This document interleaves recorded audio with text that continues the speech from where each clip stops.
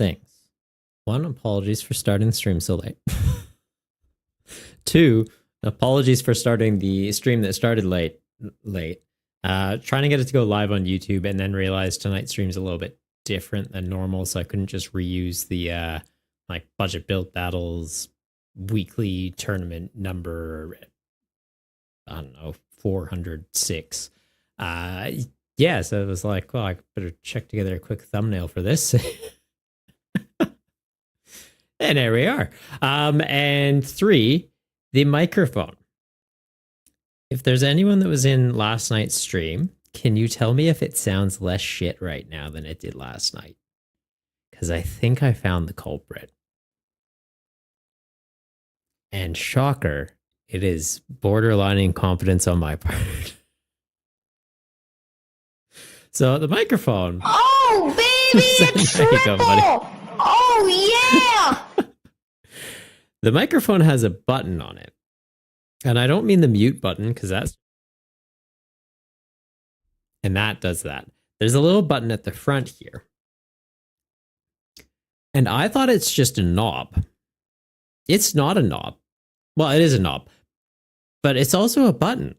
So if I click this in, it changes the little light that goes between microphone, headphones, and some third thing that I know nothing about. I barely understand the microphone as it is. Didn't realize I can use this to control the headphones. I'm guessing it's so if I'm listening to myself, I can set the volume there, and like that's neat. But yeah, so last night when people were like, hey, the mic's playing up a little bit, and I think a stream before that they mentioned it too, and so I just lifted the gain output on like in OBS. I had this set to 1. So that's why it sounded quiet. At least I hope that's what it is. So am I sounding okay now? Is it not like dipping and like coming in loud and then coming in really quiet and then coming in loud and then coming in really quiet? Like it should be fairly steady, I hope. I know like the pattern in which I talk, like I kind of like stop, think for a second to talk, yada, yada, yada. Like there's bits and gaps. And I think that just with the sound gate, occasionally it'll kind of like cut me off because it's like, is this guy talking or is it silence? We don't know anymore. It's like, I don't even know half the time. Come on, microphone, and throw me a leg, man. Throw me a bone, not a leg. I guess a leg both. Throw me a drumstick. Anywho, if it still sounds awful, that's a tomorrow problem at this point. That's you sound genuinely good right now. You don't notice any dips. Thank God. It's like every 2 or 3 months, the microphone will just like randomly decide to do some random thing, and it breaks me every time. And like right now, I don't know if anyone else gets it. Probably. Like I'm not a snowflake. But I struggle with seasonal depression, and so it's one of those things. Like when wintertime comes around, it's difficult for me to like keep my drive. So when like little things like this kind of come in, it's just like, hey, we're just gonna throw a wrench in the gears. It's like if my microphone's not working, do I even want to do this? Like if all my audio is just gonna be hot garbage, like I don't know. So then like yeah, before hopping on tonight, I was like listening back to last night's stream, and like okay, it does sound a little bit funny, and I'm like looking into things. And then I was starting to watch a YouTube video about like how to set like proper audio, yada, yada, yada. And like I watched those like every 6 months or so, just experimenting with like compressors and noise gates and this and that. You guys probably don't want to hear about this. This is just, yeah, background stuff I have to deal with and breaks my brain. But yeah, so I like regularly watch those just to make sure like, have I broken anything? Like just reset it all effectively. And then so this time like I'm going through it and like I'm watching it through, like watch it in like double time because I'm like I've seen this video so many times now, but it's like just in case like I've done something, and I'm like nope, done that. And then I was literally just like staring at my microphone because like he's like, oh, like the positioning of it. And I'm like, I don't think it's further than it normally is. And I'm staring, and there's this little light. Like there's the lights showing the volume setting. I can show you guys it here. Maybe you'll be able to see it. Yeah, let's show you a little background scene. That this middle one.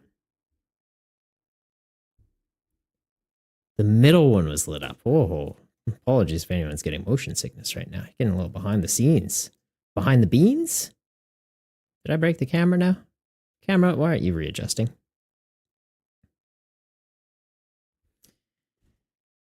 Bear with me 2 seconds, guys. Now we have a new issue to figure out. Ha! Me. Yeah, stay on me, camera. Stay with me. Stay with me. Stay with me. Follow? All right. New problem now. But yeah, anywho. So that was doing its thing. And now I got to do this thing real quick. So let's go Insta controller. There we go. This is why I shouldn't be trusted to run these kinds of things. Who let me have a YouTube channel? Wild camera angle? Yeah. Hey. You know what it does? Hang on. This is what I have to say to you. Yeah.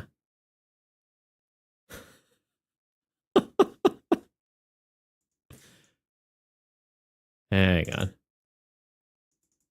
I guess I actually need this like in the right position if I want to be resetting it. There we go.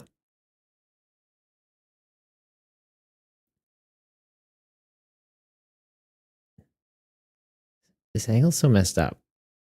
Did I break it? Did I break the stream, guys? That also looks like it's sliding.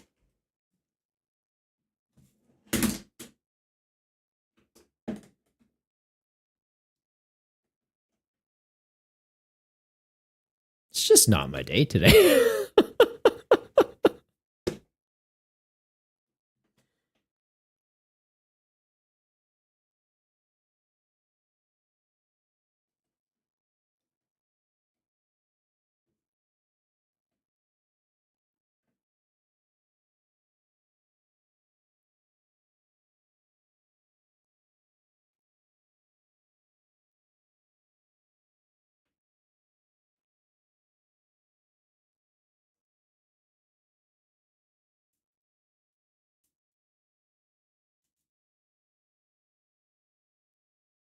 Good enough.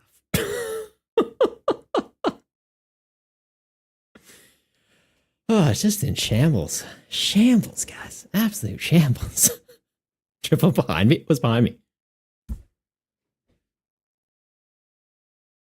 Double B didn't come back, did he? We dealt with him. I got that Russian hitman in that one time. I don't even think anyone that's in chat would remember that. It's probably before your guys' time. Wild times. Wild. Pretty sure I took that video off YouTube, thank God. Wild times. I get to watch a streamer break down and crash out in real life. If I got paid. It's been a month, man. It's been a month. I don't know. What was I saying? Yeah, seasonal depression. If you guys struggle with it, it sucks.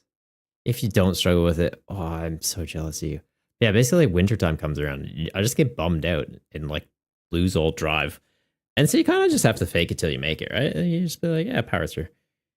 It's tricky. So yeah, we're powering through. Microphone's apparently working.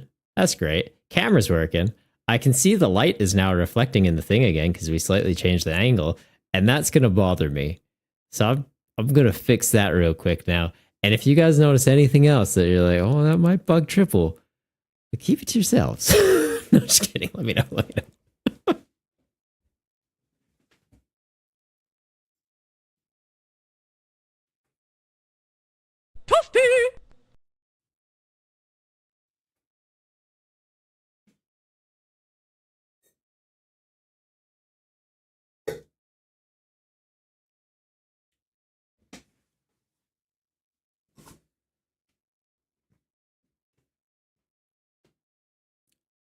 Just made it worse.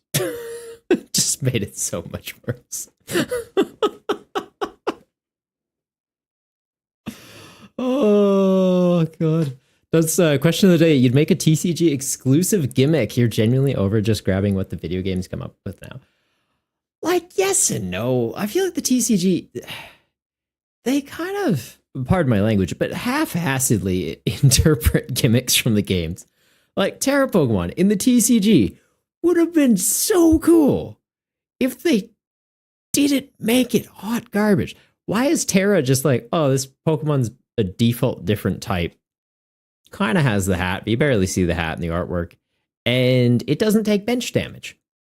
Why? Give me a... Just make all EXs Terra Pokemon effectively. Make it so all EXs can have a tool attached to them that changes their types. Because then it's just like, hey, do you have a bad matchup? Like, oh, Dragapult is a dragon type. Clefairy makes it so dragons are weak to psychic. I can attach a Terra tool onto my Dragapult to make it a fighting type now. Well, fighting type is still weak to psychic. Make it a grass type. So it's like you could have all the different hats in your deck, and then Arven all of a sudden isn't out to remove your weakness. And like, that's sick. That would have been really cool. But then just like, I don't know, they'd have to kind of play around with the, maybe not all EX Pokemon actually. Still have it as like a Terra rule. So just some Pokemon have like a Terra thing, and it's like you can attach a Terra tool to this Pokemon. But then have the Terra tools be a specs. So it's not, oh, I can run a grass Terra tool, I can run a dark one, I can run a normal one, fighting, electric. It's like, no, that's your A spec for your deck effectively. But like, still have A specs, just have them be like separate things. Have it like Radiance, where it's like, yeah, you can have one Terra tool in your deck. So it's just, you have one out to remove a bad matchup. So then Dragapult all of a sudden, it's like Clefairy comes down. Cool. Arven, my Dragapult's a grass type now. Or this one Dragapult in play is a grass type, and it kind of helps that out. I don't know. Like, I feel like they could have done more with it. What would your TCG exclusive gimmick be, though, Dudsta? What would it be? Keen to see what kind of ideas you're cooking. Terra was so bad and Stellar was so much worse. What even was Stellar? Stellar was just like, it has an attack that's 3 different types, right? That's all they did with it, right? What did we even have? Stellar Pikachu, Stellar Lapras, Stellar Cinderace, and then they just forgot that they were even doing it. They're like, is this a thing? Stellar Galvantula? Was that one too? Okay, I gotta adjust this light. This is still gonna bug me. This is just gonna bug me. All right. I just gotta shift this. Yeah. Yeah. I love a little behind the scenes stuff, huh? Yeah.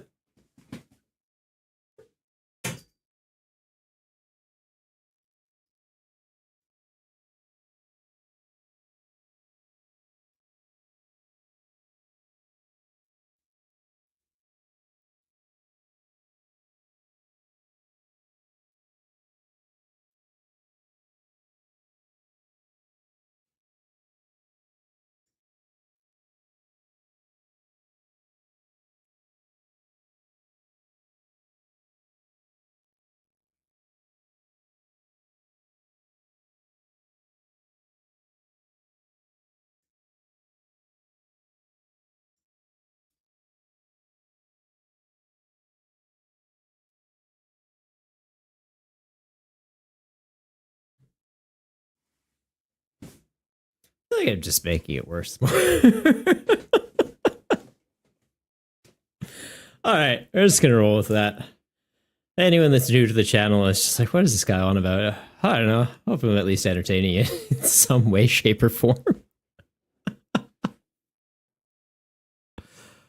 Oh, I'm still losing my sanity. Anywho, tonight we are going to be doing a Black Bolt White Flare set list review. We looked through all the cards last night, kind of broke it down into the different buy list sections that I like to have for the YouTube video. And then tonight we're actually just going to be recording that video. So yeah, you guys are going to get to see that live. Going to try and do it all in one take, have it be done in a way that we don't really need to do edits. So hopefully that works out nicely. Will it? I don't know. Just knocked over another Pokemon in the background I could see. But yeah, it should be fun. Should be fun. Chat, if you guys could be behaved, that'd be cool. We can have the chat messages showing up in the stream then, maybe. Not sure that I trust you guys with that, though, so we'll see. Maybe we don't do that. Probably shouldn't do that. Let's be real. That's, you're gonna... Don't do that. Do you remember that time someone did that? When that's part of the reason why I stopped doing the top 8 videos for Budget Build Battles is we had those grumpy little gremlins show up that one week, and they were playing Block Lax. And then when I got to the Block Lax, I didn't disrespect it, but I was just like, I don't know, this is kind of an annoying deck. They literally just took one from standard, slapped it into this format, and kind of sucked the fun out of it. But yeah, it is what it is. They didn't even win. Like, people just played around it. They're like, yeah, we're familiar with Lock, so you just adapt. But yeah, then they started saying some fun words. Yeah, and that's why 12-year-olds probably shouldn't be allowed keyboards. But I digress. So that was annoying to edit out. But I don't know. Where am I going with this? I don't know. Spay and neuter your parents? No. Some of them. Anywho, what are we doing? Okay, so for the buy list, this is kind of what I'm thinking. We have it like this. It's got the set logo on the top. It's got the cards showing there. As we move between the cards, I can kind of just do like this, and it goes to the next card. The annoying bit is I have these as like images. So then to bounce to the next card, I've got to like go in the background and click something. So I'm hoping you guys can't hear it. And then I can switch it into that. And then I just need to be in the background changing more things. So then when we get to the next one, I change it into that. So it's going to be some juggling, but we can make it work. And then by the end of it, the game plan is like, oh, we have those. And it's like, well, what are the staple cards? And I go like this. And it's like, yeah, these are them. These are the numbers I think you should get. And then like we've got like new decks. Spoiler alert, there's not any new decks in this set. There's not. There's some with rogue potential. There is none I would say are going to be competitively impactful. There is new cards that current decks will add. I wouldn't say that there is any like, hey, out of this set, you can just like buy these 60 cards and make a deck. Or like using staple cards you already have, buy these attackers and you have the core of a new deck. Just not. Like Miraidon's getting upgrades with Dynamotor Electrike. Reshiram's showing up for Ho-Oh Box and like Charizard. Guardy just becomes Big Purple Budu, so that's neat. Tell you, you've got different backgrounds for blue and red flames. Like, I got different backgrounds, I just don't really have them going. Why? What kind of backgrounds you want? You know, like this? Got some swirls. Got some jazzy lights. I don't know, I wasn't planning on changing the background, so I kind of just thought this is like a good default one to go to. Why, are you thinking we should have that and then have that in like red and white for Reshiram? Is it Reshiram? Reshiram? Reshiram? I think it's Reshiram. We can muck around with the colors.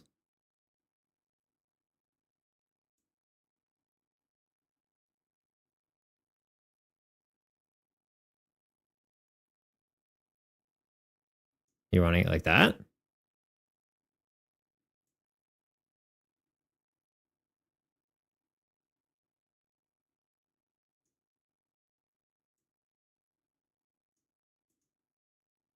That looks kind of cool, actually.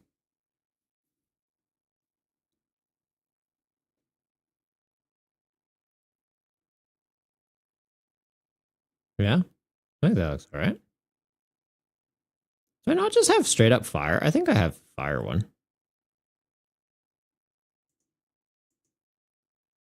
What's this one set to? This one's just swirls. This one's also swirls. This one can be different. Fire! That's so big.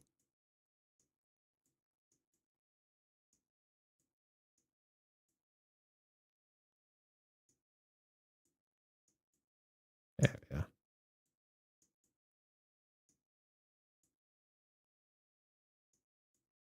Like, we could do that. I don't know, it just feels very busy. The other ones are a little bit more subtle. I feel like this is like too much.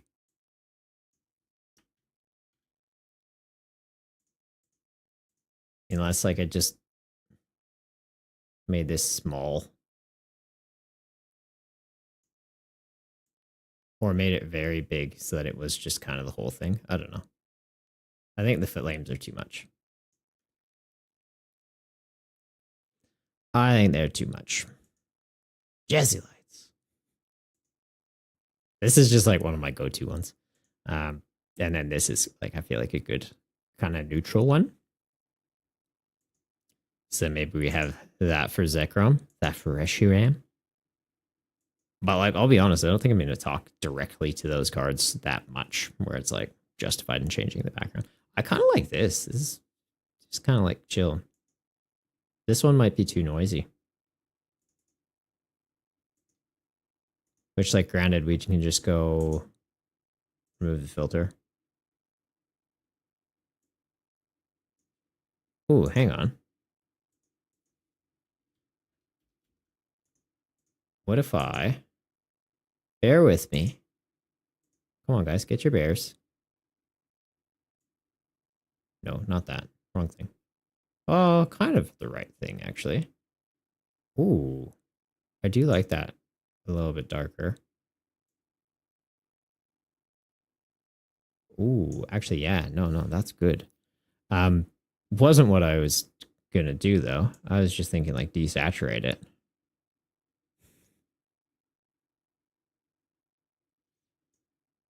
I kind of like this.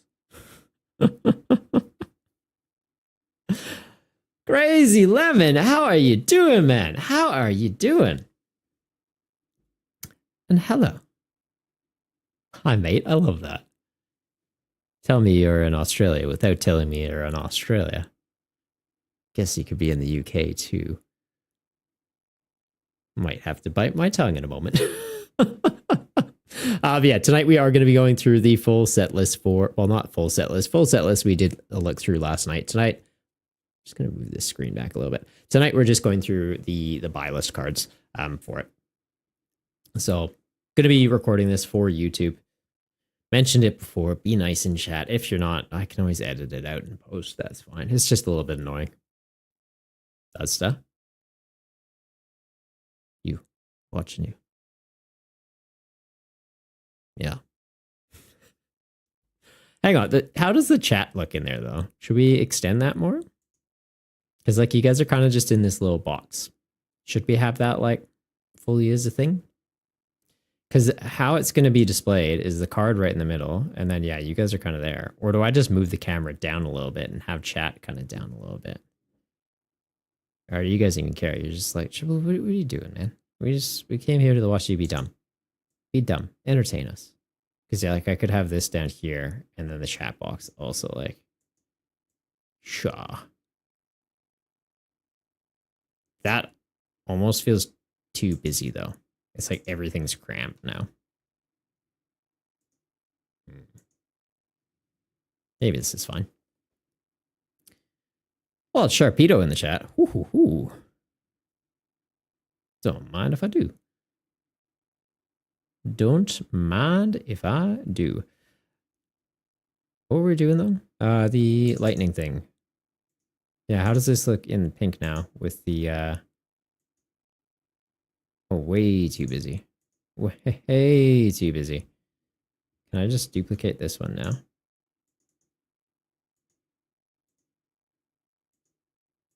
And then now have it go to the pink?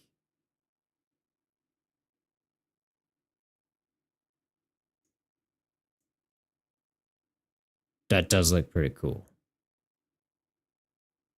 But yeah, I feel like it's a bit too busy. Blue's just such a nice, subtle color. It's just like chill to have in the background. Might also be a little bit of foreshadowing to which set I would be picking cards up for if I was getting cards. Also, spoiler alert, maybe I am getting cards. I'm just not picking them up. What could that mean? I don't know. I'm not allowed to talk about things.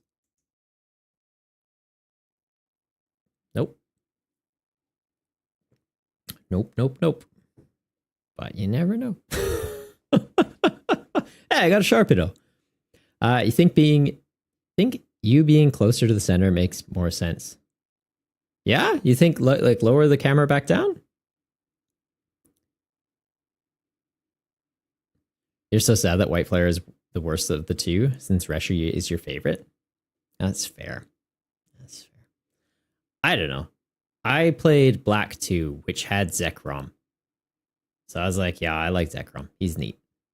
I didn't realize that they switched the two between the games. So like black 1 was Reshiram and black 2 it was Zekrom. So like I guess yeah, you could play the same one and then get the two different legendaries. Is that how it worked? Because yeah, like the original releases, it was like a black background and Reshiram on the box art, right? Or am I crazy? I never played the original black and white. I hope they remake them so I can give them a go. Although that said, I didn't play Diamond and Pearl, and then they remade them, and I tried playing that, and like, yeah, that didn't really interest me in the slightest. Anywho, I feel like I've wasted enough time. Should we kick it off, guys? I feel like we should kick it off. Might have to just like restart this song or grab another song so that, yeah, if we use it for a YouTube video, it's not like coming in the middle of a song for people. But, yeah, where am I going with this? Stuff, things and stuff. Yeah, things and stuff are pretty cool. You know what? You're pretty cool. Anywho, let's kick things off. Oh, actually, one thing I do want to do before I go into this, do I have just a me webcam I can have in the front? This, okay, this one.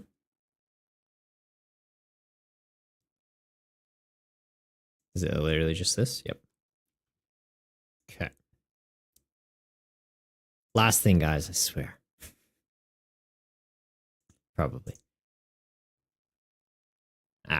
Okay, so I want this so then I can just do that and like it cuts to it.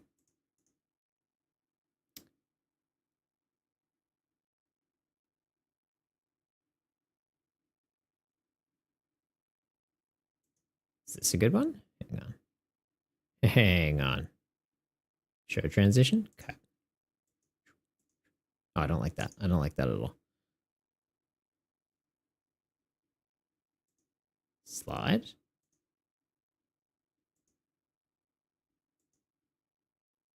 Ooh. Let's see. Let's see, guys.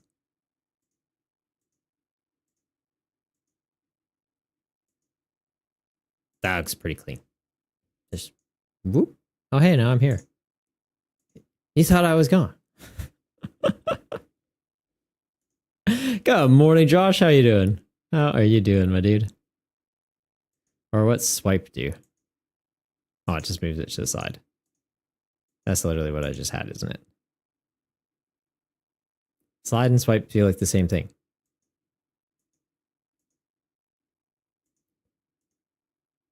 It's just the same thing, guys. That's a Luma wipe. Ooh, do I like that? Kinda.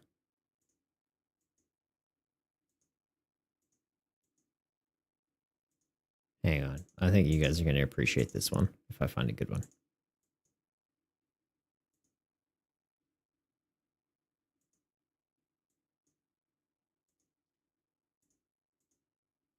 Oh, I hate that. Hang on. Watercolor? What's this? Ooh, that's kind of neat.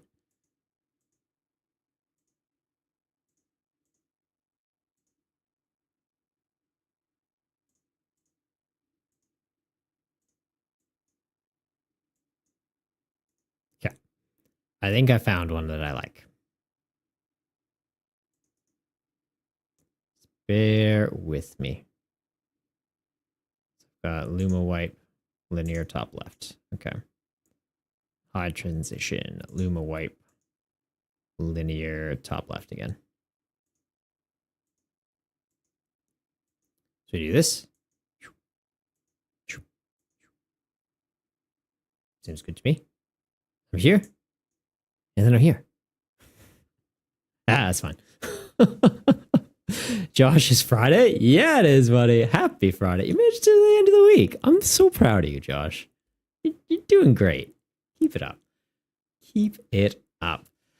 Yeah, so tonight we are going to be doing the Black Bolt White Flare set list review. I've got... I feel like some things in the works. I feel like we got some things in the works. What do we want to start off with, though? I feel like Air Balloon's like the best card. It's just so good. Start off with Air Balloon and Prism Energy. If I go into the other ones, does it actually show me the cards when I'm in here, though? Oh, it does. Oh, this is so much better. Okay. Yeah, we'll go Air Balloon into Prism Energy. And then, yeah, I'm going to be like juggling a bunch of good controls, guys. So if you see me struggling, it's fine. Bully me a bit. Go for it. But yeah. How long have we been going? 40 minutes is just me yapping. Which set for trainers? Like which set to open for cards? I was kind of just doing a full overview of a buy list to get singles and treating it as one set effectively.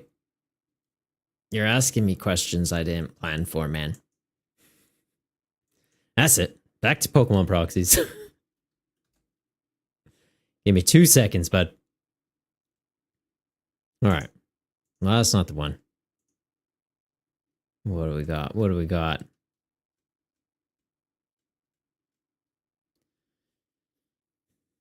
Yeah, you guys are seeing a weird look at it. Don't worry. It'll make sense in a moment. Okay, so Black Bolt, we've got Energy Coin, we've got Antique Cover Fossil, Pokegear, Air Balloon, Ends Plot, Professor's Research, Fennel, Prism Energy. Oh my god, Black Bolt is so much better. Okay, so we got Air Balloon and Prism Energy and Black Bolt. Done. That's all you need. Like, literally.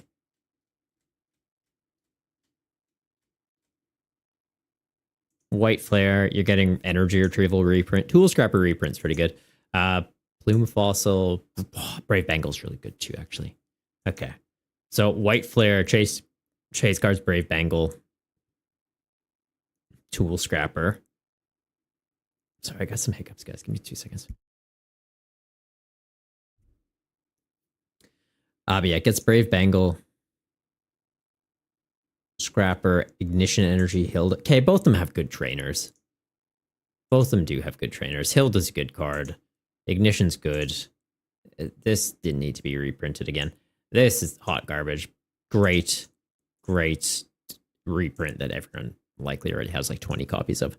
But no, both cards definitely have their benefits. Good stuff. Zen, what do you mean? Meloetta? What? Meloetta's fine. Black Bolt got Zekrom and Electrike. Yeah.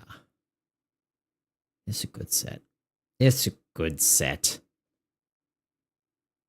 I didn't even think of that, of like if you're pulling or if you're going after one set or the other, what's the benefits? I've kind of just viewed it as a holistic thing.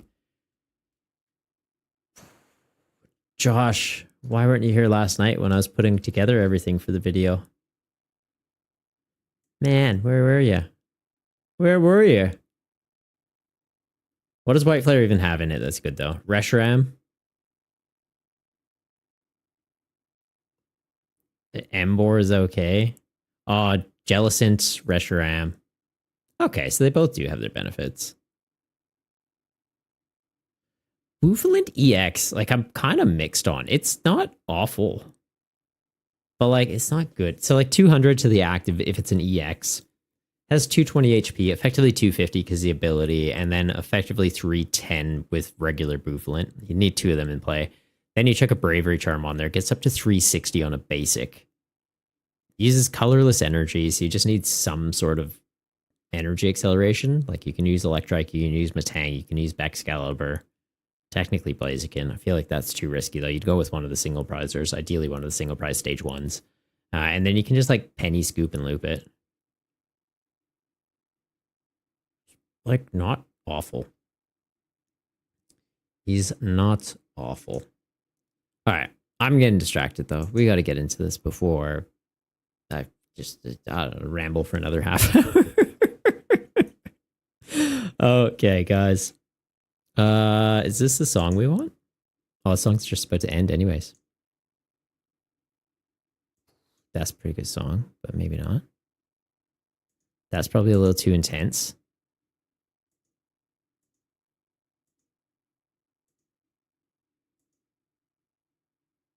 I feel like it's just this.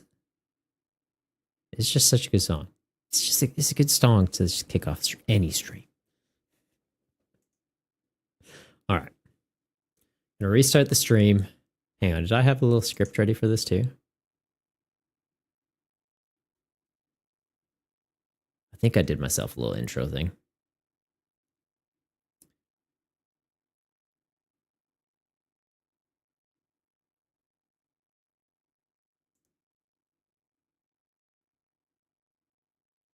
Okay, give me 2 seconds. I did do a little script up. For anyone just popping into the video, they're like, what are you on about? We're about to record a YouTube video live. So I just want to make sure we're setting it up for success.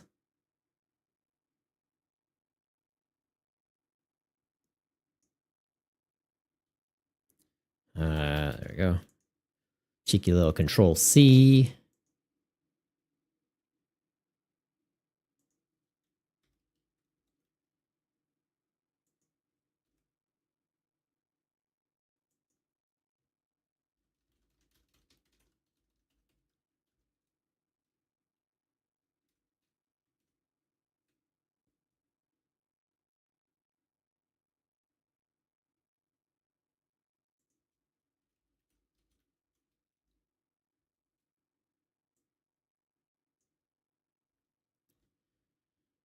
I think this is probably fine to go.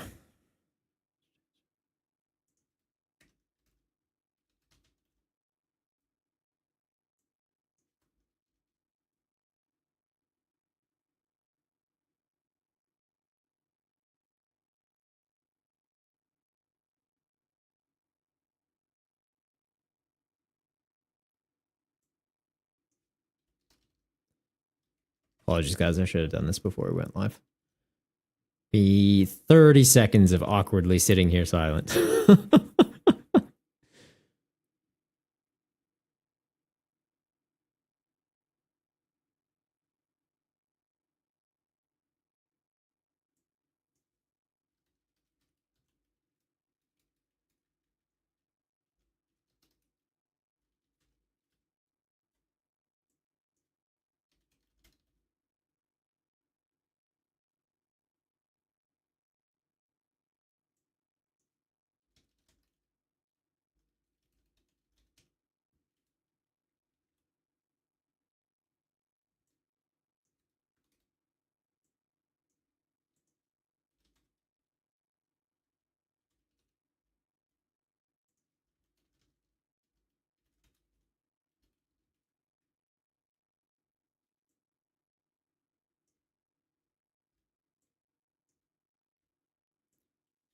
All right. Just about there, guys.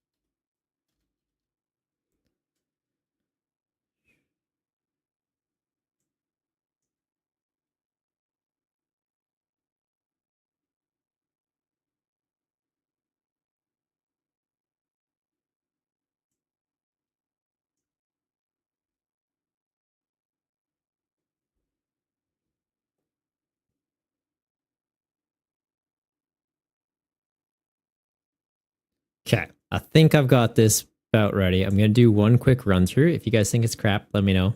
I think we'll probably just roll with this. How you going, you Goombas? Today we're going to be breaking down everything you should be picking up from the newest Pokemon TCG sets, Black Bolt and White Flare. These aren't your standard sets though, as there's no booster box or mass print runs being done. So if you're playing the game and not just chasing shinies, this video is going to save you some time, money, and maybe even a bit of sanity. We're going to be talking your staples, tech cards, deck upgrades, and even some potential rogue decks to keep an eye out for coming out of this set. Plus, we'll even cover the alternate formats, Gym Leader Challenge, and budget build battles. So if you're going to be cracking open packs though, don't worry, this video will also help you know what you should be keeping an eye out for when you do open up those packs. If you find this video helpful though, make sure to hit that like button and subscribe to keep up with the content, because we're going to have more budget-friendly Pokemon content and single prize shenanigans around the corner each week. And let me know in the comments, are you Team Black Bolt or are you going to be on Team White Flare? Or maybe just chill and buy some singles. Now, before we jump into the card list, let me quickly explain why buying singles is going to be the way to go, especially for this set. First, the cards are going to be split between two different subsets, the White Flare and Black Bolt. So pulling everything you want from just one ETB, it's genuinely not possible. It's going to be slim odds, and second, with demand skyrocketing and resellers on the prowl, sealed product is vanishing, or worse, showing up at jacked up prices on the secondhand market. But single cards, they're still very accessible, and honestly, even more so than ever as more people are getting into the game, so more people are having extra copies of cards they don't need and then selling them off so that they can afford to buy more cards, keeping things very affordable for the competitive players. If you know what to look for, you can stay ahead of the meta and keep it budget friendly, and that's what today's video is going to help you out with. Also, just a quick heads up, trying to record this all live in one take, currently streaming over on Twitch, so if you do want to come catch me live, should be a link in the description so you can come on over there and do it. Do try to stream live on YouTube as well, but I'll be honest, not super consistent on hitting live on, both channels. So Twitch is probably the better one to catch me at. To kick things off, though, we are going to be talking about the staple cards from this set. The main one I'm going to be talking about is Air Balloon, which is actually a reprinted card. It's a tool card you can attach to one of your Pokemon, and it's going to reduce the retreat cost of them by 2. Makes it great for allowing lots of cards to pivot that wouldn't normally be able to. So things like Raging Bolt, it's got True Retreat, maybe want to be able to bounce it to the bench and put a new one in the active if it's taken a bit of chip damage. Air Balloon lets you do that. Or potentially decks like Gold Engo, where they want to be moving a new one into the active so they can draw 2 cards, having it in the active spot. Yeah, great card to have in there. A number of other decks will want to include this, and it's almost an instant include if your deck already runs cards like Rescue Board, reduces the retreat cost by 1, this reduces it by 2. It's genuinely just a direct upgrade. Sometimes Rescue Board does make it free retreat, but like, honestly, tell me in the comments down below, when has that ever come up? Like, oh wait. The next staple card we're going to be talking about is Prism Energy. So this is also a reprint, I believe. The Pokemon that this is attached to, if it's a basic Pokemon, it's going to count as every single energy type when it's on there. So similar to Luminous Energy. Downside of Luminous Energy, if you have more than one special energy attached, Luminous Energy is just a colorless energy. Prism Energy doesn't say that. It just says, hey, it's only when it's on a basic. So for evolution decks, Prism Energy is not great. Luminous Energy is probably the way to go. But for, toolbox basic decks like Ethan's Ho-Oh, that's literally just like, hey, get Fire Energy in play, use Armor Rouge, move them up to the active. They can attack, use Luminous Energy to count as any other energy type so they can enable different attackers of various types. Prism Energy just slots into there and is like, hey, I'm Luminous Energy, but better. Because if you have 2 of me in play, that's fine. So yeah, solid card. Plus it counts as a fire energy, so Armor Rouge can still move it around. So yeah, that's pretty neat. Another card that it's also a reprint, but a genuine staple for the format. And whoops, hang on, clicking the wrong thing there. A genuine staple is going to be Tool Scrapper. So it lets you choose 2 Pokemon tools that are attached to your Pokemon, are attached to Pokemon, yours or the opponent's, and just discard them. So it's just an easy way to go like, hey, that Air Balloon we just talked about, get that out of play. Maybe your opponent has Defiance Band or some other sort of damage modifier. You can get rid of it. Or something increasing their health like Bravery Charm. Yeah, Scrapper's just going to go, let's scrap it. Literally, it's in the name of the card. And the fourth and final staple I'd say this set has is another tool card Scrapper could be bumping, and that's Brave Bangle. The attacks of the Pokemon this is attached to deal 30 more damage to your opponent's active EX Pokemon, so it's just a great damage modifier. Currently, we have Defiance Band in rotation. That is just a flat, hey, you do 30 more damage to your opponent's active, but only if you're behind on prizes. Brave Bangle just says, hey, you always do 30 more. I don't care about prizes. It's just, are you hitting an EX? And most of the times you need a little bit more oomph in your attacks. It's to hit an EX. So yeah, Brave Bengal is just, it's the way to go, guys. It's the future. All right. To give you a quick look at all these staple cards, though, do have this handy dandy list, as well as the card counts I think you'd be able or should be looking at picking up. Brave Bengal would probably want about 2 of those. Tool Scrapper, same. Prism Energy, since you can have multiple in play, all counting as rainbow energy on your basics, getting 4 of them is probably the way to go. It's just a great way to enable toolbox decks or attacker box decks. And then Air Balloon, also 2 is probably a safe number. You could obviously just get 4 counts of these just in case it's like, hey, will a deck ever want a full play set of these? Now I have it. Air Balloon could be situational where you do want that, but I feel like 2 is probably enough to be justified. Yeah.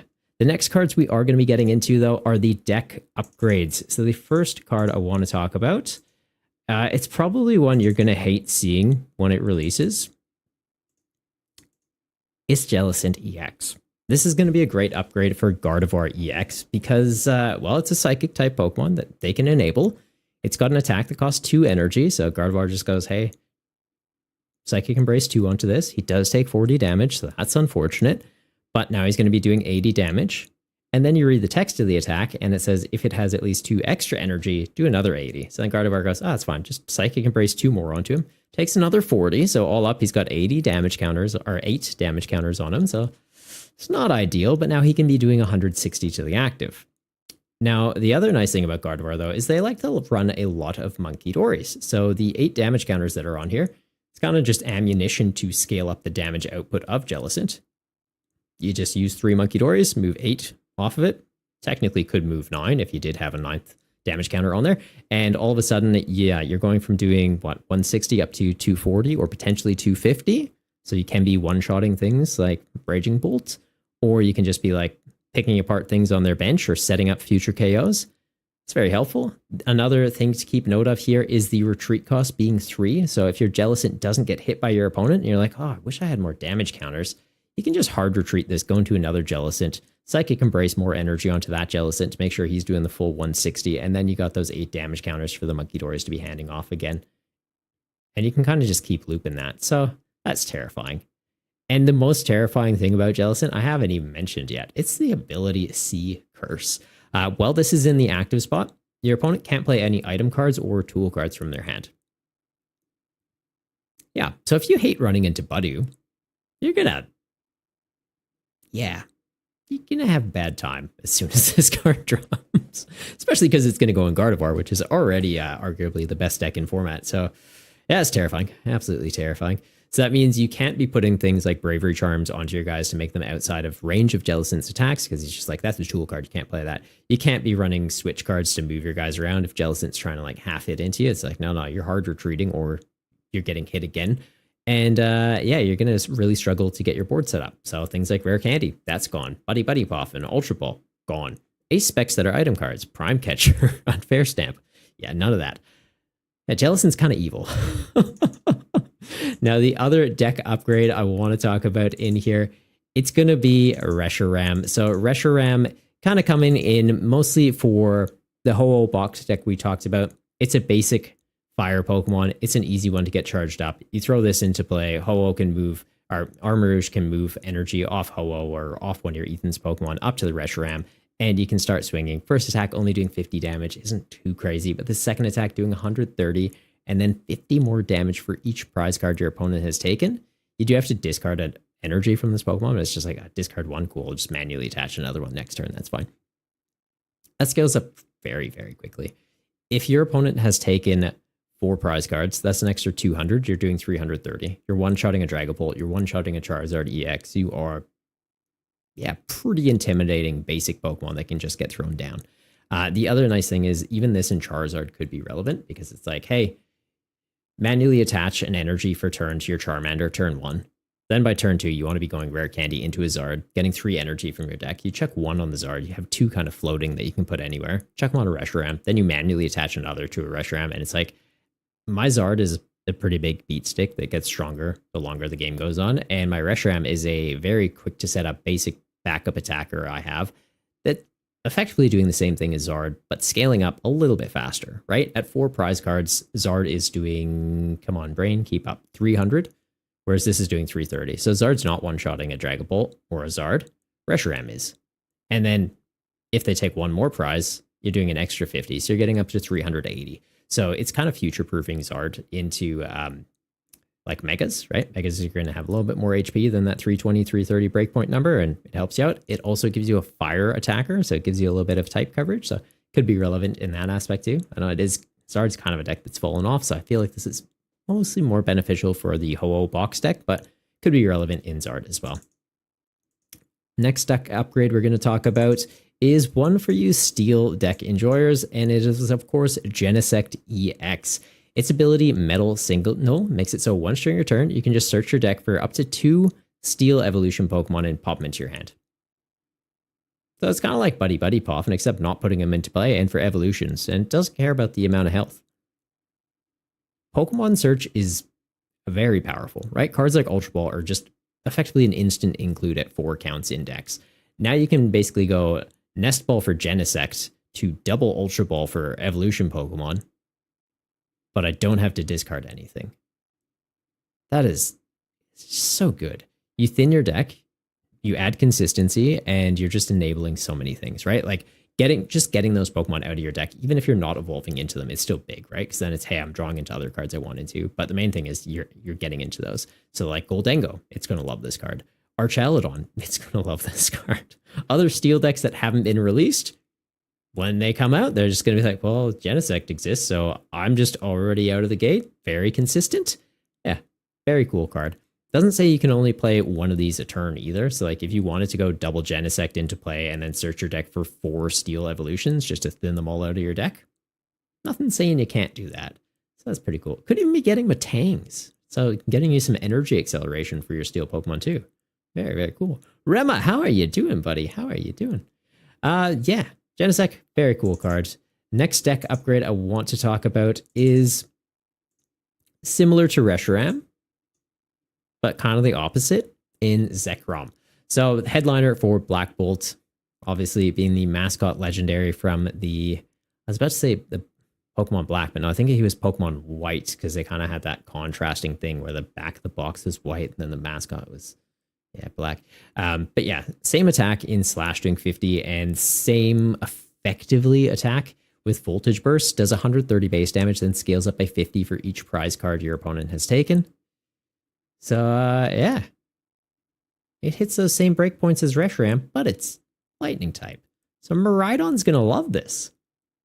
It is just going to have a field day. It's like, oh, I normally only hit like 220 and I lost Raichu. I don't really have a late game glass cannon. It's like, oh, now you do. You absolutely do. The Zekrom does do 30 damage to itself, so I think that's kind of the differentiating factor between it and the Reshiram. Reshiram discarded an energy. Zekrom's like, I punch myself in the face lightly. Cool. Everybody needs a hobby, I guess. And the next deck upgrade I want to talk about is also for Miraidon. It's getting a lot of love this set in Electrike. Effectively a reprint, but like kind of not. I don't think they're going to allow you to run the previous version of the Electrike just because of some slight differences in the wording. I believe it's around the fact that this is a proxy version, not the official translation, but the official translation I believe says Basic Lightning and the original one didn't. So it's the same card, but yeah, make sure that you pick up the new copy if you want to be running it. But the ability Dynamotor makes it so once during your turn, you can attach a lightning energy from your discard pile to one of your benched Pokemon. May also sound familiar if you're new to the game. If you're like, I've never seen Electrike before. What are you talking about? It's a reprint. It's also Flaffy, which was basically Electrike, but on a sheep. Same HP, same ability, same attack. Yeah. Same, but different. So Electrike just making it a great way to get energy in play for your Miraidons, right? You don't want to be going Electro Generator. Maybe I hit energy. You want to be going, I Ultra Ball away to lightning energy. My Ultra Ball gets me an Electrike. Electrike gets me a lightning energy onto my bench. I'm charging up my attackers. We're having a good time. And you can constantly re-access that energy, right? Your active Pokemon gets knocked out. Energy goes in the bin. Put something in the active with free retreat like Mew EX or something with an air balloon, and then Electrike goes, okay, cool, charge up my next attacker, pivot into it, let's get going again. So yeah, very, very cool card. to take a look at all of the deck updates we've just talked about. Oops, not you, Zekrom. Well, you are on here, but not at the front. The deck updates there. So we've got the pre-evolution, the Frillish for the Jellicent, and the pre-evolution Dynamo for the Electrike showing on here as well. So you obviously need the pre-evolutions to be able to run them in the decks. The Reshiram and Zekrom, I feel like you probably just need one copy of each. They're mostly for in the late game. So like if they get prized, you're likely getting them out of the prizes before you need to be using them. The Genesect, I feel at a 2 count is probably all you're needing for your decks, really. It's just like, hey, Nest Ball for it. Get your evolutions out of your deck. You don't need 3 or 4 of these on your bench ever. It's like you just need one. Having a second one, just so if one does end up in the prizes, you're still able to access the other one and get your board online very quickly. I think it's going to be the way to go, though, for sure. Now, the next cards we're going to be talking about are cards that are kind of just like worth having, like the tech cards, right? So the ones where it's like, you're going to want this in your binder for those situations where all of a sudden, hey, this becomes like a necessary staple. But currently, it's kind of just like, keep it on your radar. So if you pull these, keep them. If you have a little bit of a disposable income and you just want to have all the things that potentially are like, hey, this is likely to be good. Like it's a good tech card to have. Just need to get like 1 or 2 copies of these. These are the ones we're going to be talking about. So the first one we're going to start off talking about is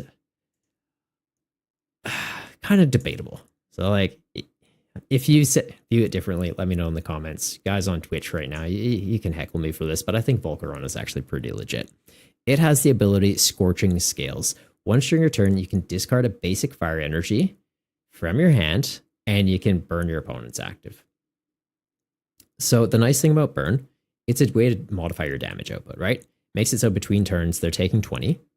They have to flip a coin. If it's tails, that burn sticks around. So it's like, hey, comes back, they're taking another 20. The other nice thing about burn is if you're just using a straight up damage modifier like the Bangle, where it's like, hey, you do 30 more damage to hit that breakpoint number to take a KO, that's great, but you are knocking them out with an attack. So then your opponent goes Pheasantipity, draw 3. If you just need 10 or 20 more damage, burn's getting you that breakpoint number, but then you're not knocking them out with an attack. They're getting knocked out in Pokemon Checkup. So Pheasantipity is not online. So you're kind of shutting that down. So that's why I like Volcarona. Obviously, it is going to be very situational. It's mostly fire decks that can be running this, but I think having a 1-1 or potentially a 2-2 just to play it safe for your collections and in your binders, this is going to be a card that I do think will see play in its standard rotation run. Zen Volcanion seems better. No? Yes and no. Volcanion, you need a way to get it into the active, and then it's a 2-prizer sitting on your bench kind of awkwardly. This, it's like, hey, it's a single prizer. If you open the pre-evolution and you don't need it in play, it's kind of whatever. It's just skewing the prize trade potentially for your opponent.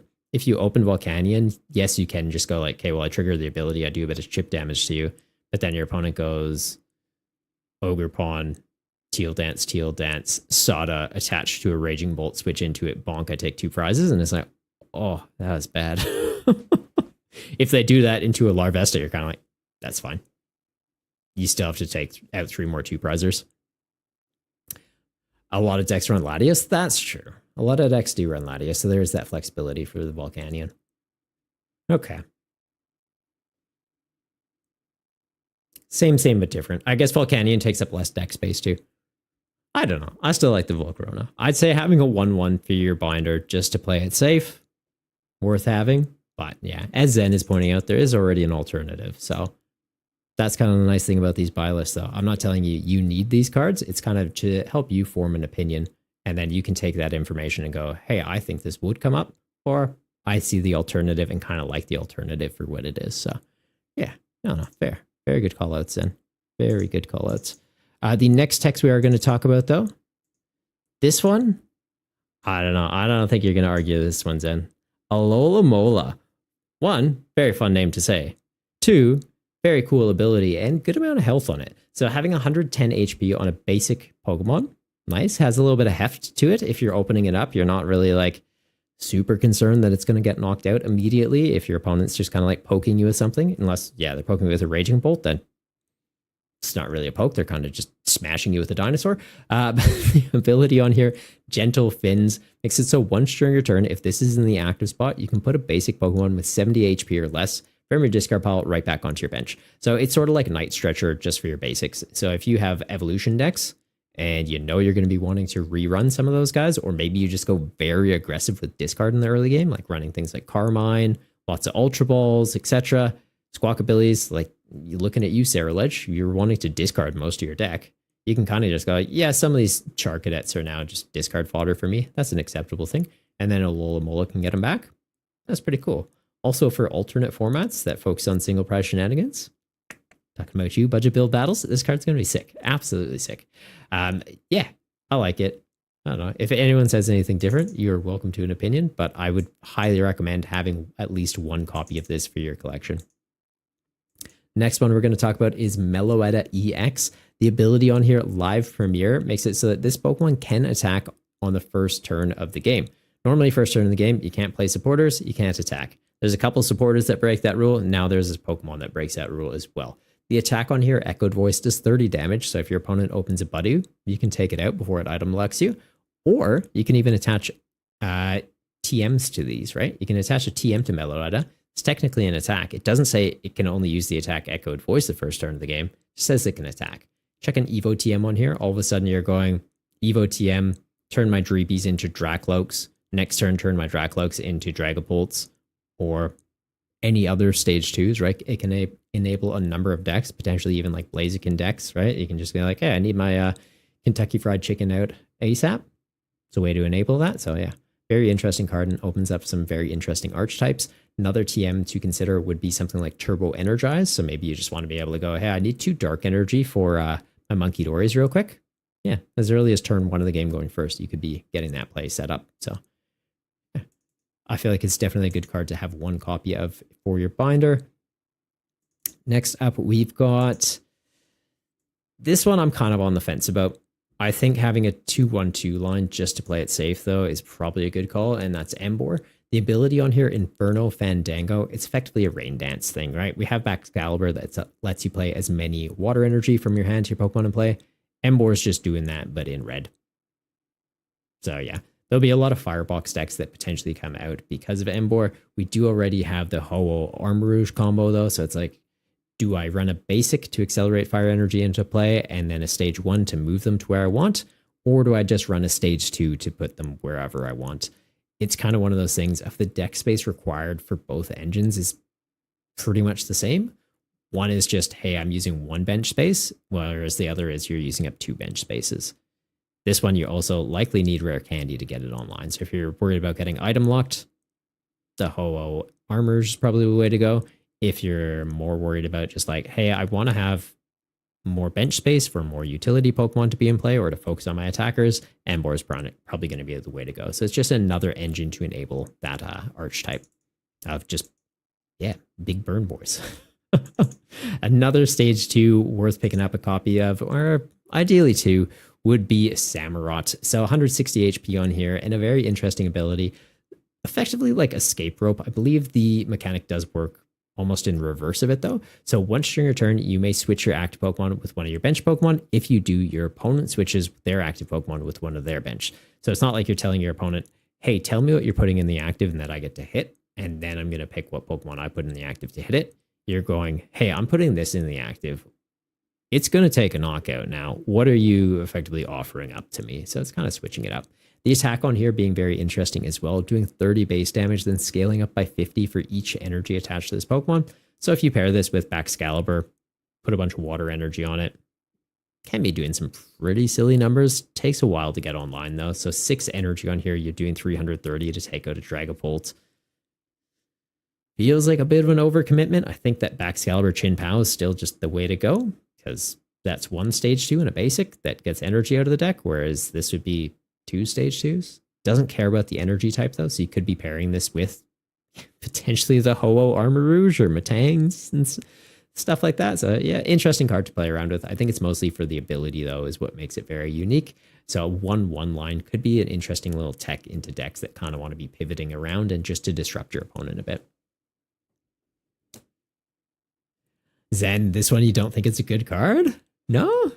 I think it's got potential. I think as a 1/1 line for your binder as a tech option, it's good.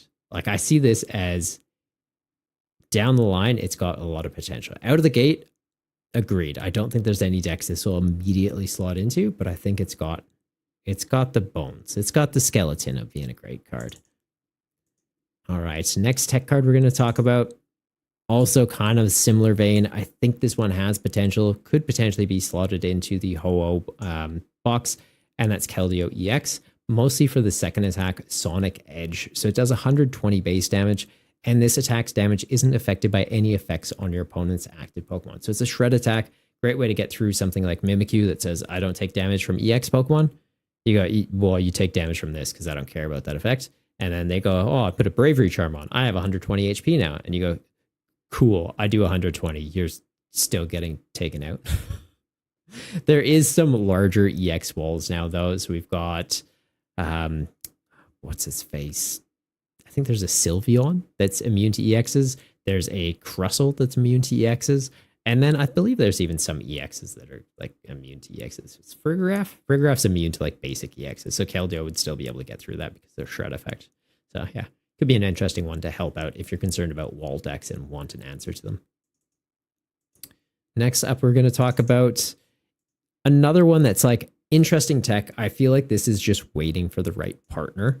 But that's Kling Clang. So 150 HP on here. It is a stage 2, so you're going to have to rare candy to this. But the ability on here, Gear Coating, makes it so each of your Pokemon with any steel energy attached to them take 20 less damage from your opponent's Pokemon's attacks. Doesn't say the ability doesn't stack, so you could be running multiples of these. Potentially 4 in play, you're taking 80 less damage. Don't think that's ever really going to be necessary, but if you want ways to kind of get outside of breakpoint numbers, Kling Clang could be useful for your steel type decks. We do have Full Metal Lab that's already a stadium that says your steel Pokemon take 30 less damage. They can bump the stadium.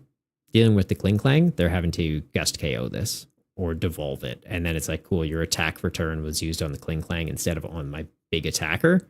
I'm fine with that. So it's just an alternative that you can use to that, or even combine both of them, right? Like this and Full Metal Lab, you would be able to combine. So potentially for this Full Metal Lab, you're taking what, 110 less damage from attacks? That's a little nutty. So I feel like as we see more EX Pokemon, especially like more Steel Pokemon coming out, potentially Mega Steelix, I feel like that'll be one we see. Maybe it's like a big tanky guy. Kling Clang could be a great partner with that. Even Archaludon to help you get outside of some breakpoint numbers, or in the late game with cards like Zekrom becoming a thing where it's like, hey, I want to make sure I have enough HP that this isn't knocking me out when I'm down to 2 prizes remaining. Could be a great way to help out with that. And we've got, for the trainer cards, just one that I'd think is a good tech card to make sure you have, because a lot of them are already staples, and that's going to be Hilda. This lets you search your deck for an evolution Pokemon and an energy card. You reveal them and just put them right into your hand. So we have a lot of these just targeted supporters. All of them have been good, right? Colress to get you an energy and a stadium, Arven to get you a tool and an item, Hilda to get you an evolution and an energy. Main deck I'm thinking of for this would be Dragapult, going, hey, I need a Dragapult and I want a Neo Upper Energy so I can start attacking. Great, you can get that. There is also a new energy that is an amazing tech card as well. And I feel like it'll be niche use cases for some rogue decks. That's going to be Ignition Energy. The attacks are, you can attach this to one of your Pokemon, but at the end of your turn, it's going to get discarded. If it's attached to a basic Pokemon, counts as just a colorless energy. If it's attached to an evolution Pokemon, counts as a triple colorless energy. So decks like Wugtrio suddenly becomes a bit more viable, right? It's been previously relying on reversal energy, so being behind on prizes before it can start doing stuff. Ignition Energy gives it a way to start getting out of the gate a little bit earlier in the game. Also, this is Porygon Z from the recent Destined Rivals set. It's just another energy for them to be able to use, right? They've got Team Rocket Energy for Porygon Z, and then for the Porygon 2, they were using Reversal Energy. Ignition Energy is just a way to go, hey, I don't mind if I'm ahead in prizes. I have another way to get my attackers online. So really like this. Single prize decks, you're basically banking on, hey, it's going to get knocked out anyways. So the fact that this energy gets discarded at the end of the turn isn't really a downside. You've still got the 4 Rocket Energy. You've got 4 of these. You have the means of getting 8 attacks off. You should be fine. You only need 6 prizes. So even as a single prize matchup, you're good. And into one where you're taking 2 prizes with each KO, you're just more reliably getting your attackers online. So for the full list of the tech cards that I'd be recommending that you pick up, that's going to be these ones there. We do have the pre-evolution showing here for the Samurott, for the Embor, so it looks a little bit bigger. And one supporter card showing on here I didn't mention is Fennel. I think getting one copy of this could be useful as well. It's a supporter that just effectively heals, I believe it was 40 HP from all of your Pokemon in play. So if you're scared of spread decks, Frostlass decks, or even pings from things like Monkey Dory and Dragapult, it's just a way that, like, if your opponent's trying to set up numbers, you just go, yeah, not get rid of those. Josh, now you're curious, can Ignition Energy cover Yanmega's Move 3 energy requirement? I'd have to give the card another read. Because Ignition Energy is counting as 3 energy. So if it's saying Move 3 energy, yes, it would cover the cost. If it's saying Move 3 energy cards, no, it wouldn't, because it needs to fulfill the physical cards moving. But yeah, like it's counting as 3 energy in value. It's just not counting as 3 physical energy cards. So if it doesn't say cards in the effect, you'd be good. All right, next up, we are going to be talking about, what do I got next? Cards that could be good. So the text, those are ones where it's like, I'd highly recommend just picking these up because I'm saying in the time that they're out, they will be playable. They're good ones to have in your binder. They will be coming up. These are the cards where it's like, they've got potential if the right partner comes out. And you know what? Reflecting on some of the texts, I guess that's kind of a similar thing. Like the Samurott and the Embor, maybe they're just could be good. Even the Kling Klang is probably just a could be good in hindsight. I'll own that one. But first card that could be good, it's going to be Superior EX. So it is the only one of the Unova starters that got an EX card. The ability on here, Royal Cheer, makes it so the attacks of your Pokemon do 20 more damage to your opponent's active Pokemon.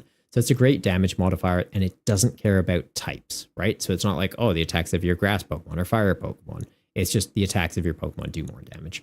So if you really want to pump up numbers, Superior could be helpful. We do have just tool cards to do that though, right? We've got Volcanion that can burn them, boost it up 20 damage. We've got the Volcarona that does that. Now we've got the Bangle that gives you an extra 30 damage into EXs. So I feel like we already have things kind of filling this role without needing to get a stage 2 prizer into play.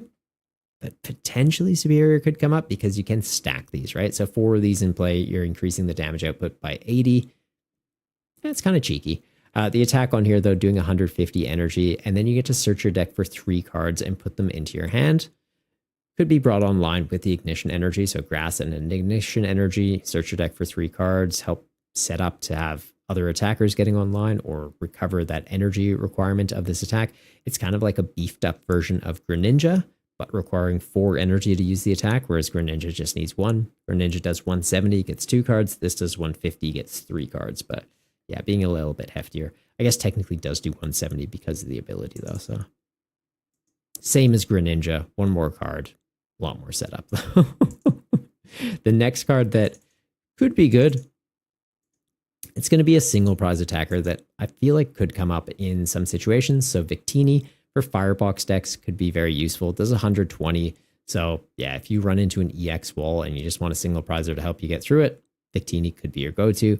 Charizard could run this. Ho-Oh Box could run this. The reason I'm going to say it could be good, though, is Charizard already has Charmeleon. So if your opponent's running Mimikyu, it's just like, hey, Charmeleon deals with that. If they're running one of the slightly heftier EX walls, though, like Sylveon, I think has 110 HP, Victini gets through that. If they're running the Crustle, it's weak to fire. Victini gets through that. Yeah, could be relevant. And then next up, we're going to talk about this one. I like the concept of it. I just don't know if it does enough. And it's the Cubchoo. The attack on here is Snot Covered, does 10 base damage, which is basically nothing. But it makes it so during your opponent's next turn, the defending Pokemon can't attack. It doesn't say pick one of their attacks, they can't use that. It just outright says they can't attack. So even if they have 2 attacks, like Dragapult, right, where they can do 70 or they can do 200, like if you go, hey, you can't use Phantom Dive. Oh, cool. I'll just use Jet Headbutt or whatever and deal with your Cubchoo. You go, no. You can't attack at all. It forces them to hard retreat out. So could be relevant, especially if you're running high counts of things like item denial, like Eerie. So if you're concerned about them using Switch, you go Eerie, sack the items from their hand. If you're concerned about them using air balloon, you go tool scrapper, you pop their balloons, and then eventually they're having to manually retreat and lose all their energy. You'd also be running this with crushing hammers, Giovanni's charisma, things like that, and kind of like just disrupting their energy in play. So just burning them out of their resources. I feel like there's potential for a control deck with this. Might be a bit of a Hail Mary. There's probably better options for control, but I could see this being good. I'm not a control player though, so probably have to talk to an actual control player and they'll be like, oh yeah, this is great, or like, it's kind of mid. I see it having potential. I'm not saying this is going to be a deck. This is just one to like keep on your radar. If you pull this from your packs, hanging onto a playset isn't the worst idea. Next one that could be good, Kyurem EX. So similar to the legendaries, we've got Zekrom and Reshiram. They've all got the same attacks of base 50 damage, base 130 damage with some additional thing. And the additional thing is always tied to prizes. This one also scaling up damage based on the amount of prizes your opponent's taken, but instead of doing it to the active, you're going to be doing chip damage to the bench. So 10 damage to each of your opponent's bench Pokemon for each prize card your opponent has taken. On paper, yeah, sounds all right. If they have a bunch of little things on their board, you can be beating them up. If they have a bunch of little things on their board, though, they're likely not rule box Pokemon. They're likely running Shaman for potentially this card existing. So, yeah, not ideal. The other thing to be worried about is Terra Pokemon. Terra Pokemon literally say, I don't take damage on the bench. So if you're trying to just like beat up your opponent's board state and then devolve them, that's also kind of not there, right? Like into Dragapult, they just go, you just don't hit my Dragapults. Like you'd be hitting their other things, like they've got Phesantipides in play, but late game, if you're doing 40 damage to a bench Pheasantipede, it's not really enough to be relevant. You want to be doing like 40 damage to the Dracloaks, another 40 damage to the Dracloaks if they don't one-shot you to, close out the game, and then you devolve their whole board and win. But the fact that Terra Pokemon just ignore damage is like, probably not great. Once Terra Pokemon rotate, though, in 2 years, Kyurem becomes a little bit better. Shaman will still exist, though, but it would be like into Megas. Yeah, you can hit them a few times, devolve them into their pre-evolutions that have like 60, 70 HP. Yeah, not a bad shout. So potentially I could see Kyurem being good in the future. At release, I don't think it's going to be a good card, though. If you pull it, hang on to a copy. But yeah, I wouldn't say like rush out the door to get this card. Emolga, also one of those cards. If you pull it, good. Limited formats, I feel like this would be great. Like at pre-release, this would be amazing. This is a promo set, though, so there's no pre-release. So that's amazing. But the attack on here, Call for Family, lets you search your deck for 2 basic Pokemon, put them onto your bench. We have this on a number of Pokemon already. The benefit of Molga, though, it's got 70 HP, so you can get it with Poffin, and it's got free retreat. So after it gets your basic Pokemon out that you want, if this doesn't get knocked out, you can then pivot into them when they've likely evolved up into much more threatening things. So just could be a useful little bit of setup play. For formats like GLC, I think they already have an Emolga that is literally this Emolga, like same attack, same HP, same retreat. But for budget build battles, I think this Emolga would be very, very useful to help a lot of decks get online, and the free retreat is honestly just a good pivot Pokemon to be able to run as well. The next card that could be good is going to be Thundurus. 120 HP on a basic, so it's got a little bit of heft. The attack charge lets you search your deck for a basic lightning energy attached to this Pokemon. The second attack does 110 damage. You do have to discard an energy from this Pokemon. The reason I'm going to say this could be good is as a single prize attacking option for the Electrike decks, right? So Electrike's likely going to be paired with Miraidon. Miraidon's an EX Pokemon. If you run into an EX wall, you need something to get through it. Thundurus doing 110. It's pretty good, right? Gets through a Mimikyu. It doesn't get through a Mimikyu that has a Bravery Charm, so you make sure that you have a Tool Scrapper. Like, come on, brain, you can keep up. So it gives you a way around that and can get through things like Sylveon and the Crustle as well. Also, Jam Jar.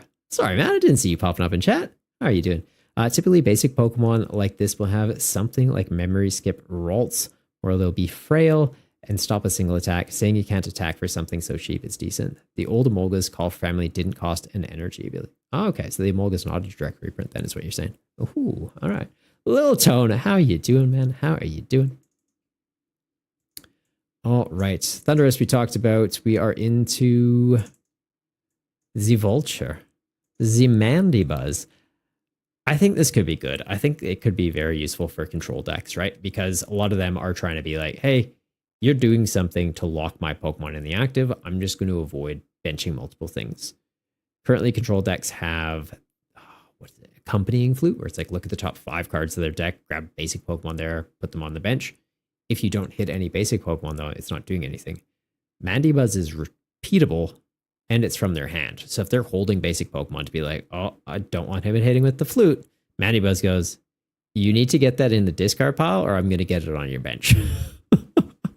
And that's kind of evil. And you can use it every single turn. For standard, I think having a 1/1 copy of this could be useful in some decks, or going very heavy in it with control decks could be kind of funny. The other thing is for budget build battles, I think this would be very disruptive. Something to keep in mind, it does only get Pokemon with 70 HP or less, though. So it's like, oh, you found a Pheasantipity or a Squawkabilly in their hand. It's not like you can just pull that onto the bench and be like, okay, gust that up, knock it out. It's just to get like pre-evolution things. So it could be helpful to get into like little targets too. Like maybe your opponent's running Budew, you're running Monkey Dory, it's the middle of the game. They don't want to bench the Budew. You go Mandibuzz, pull it from your hand, put it into the bench. Monkey Dory, put 3 damage counters on there. Cool, I get a prize. And then I still have my attack for turn. So that could be an interesting way to use this card as well.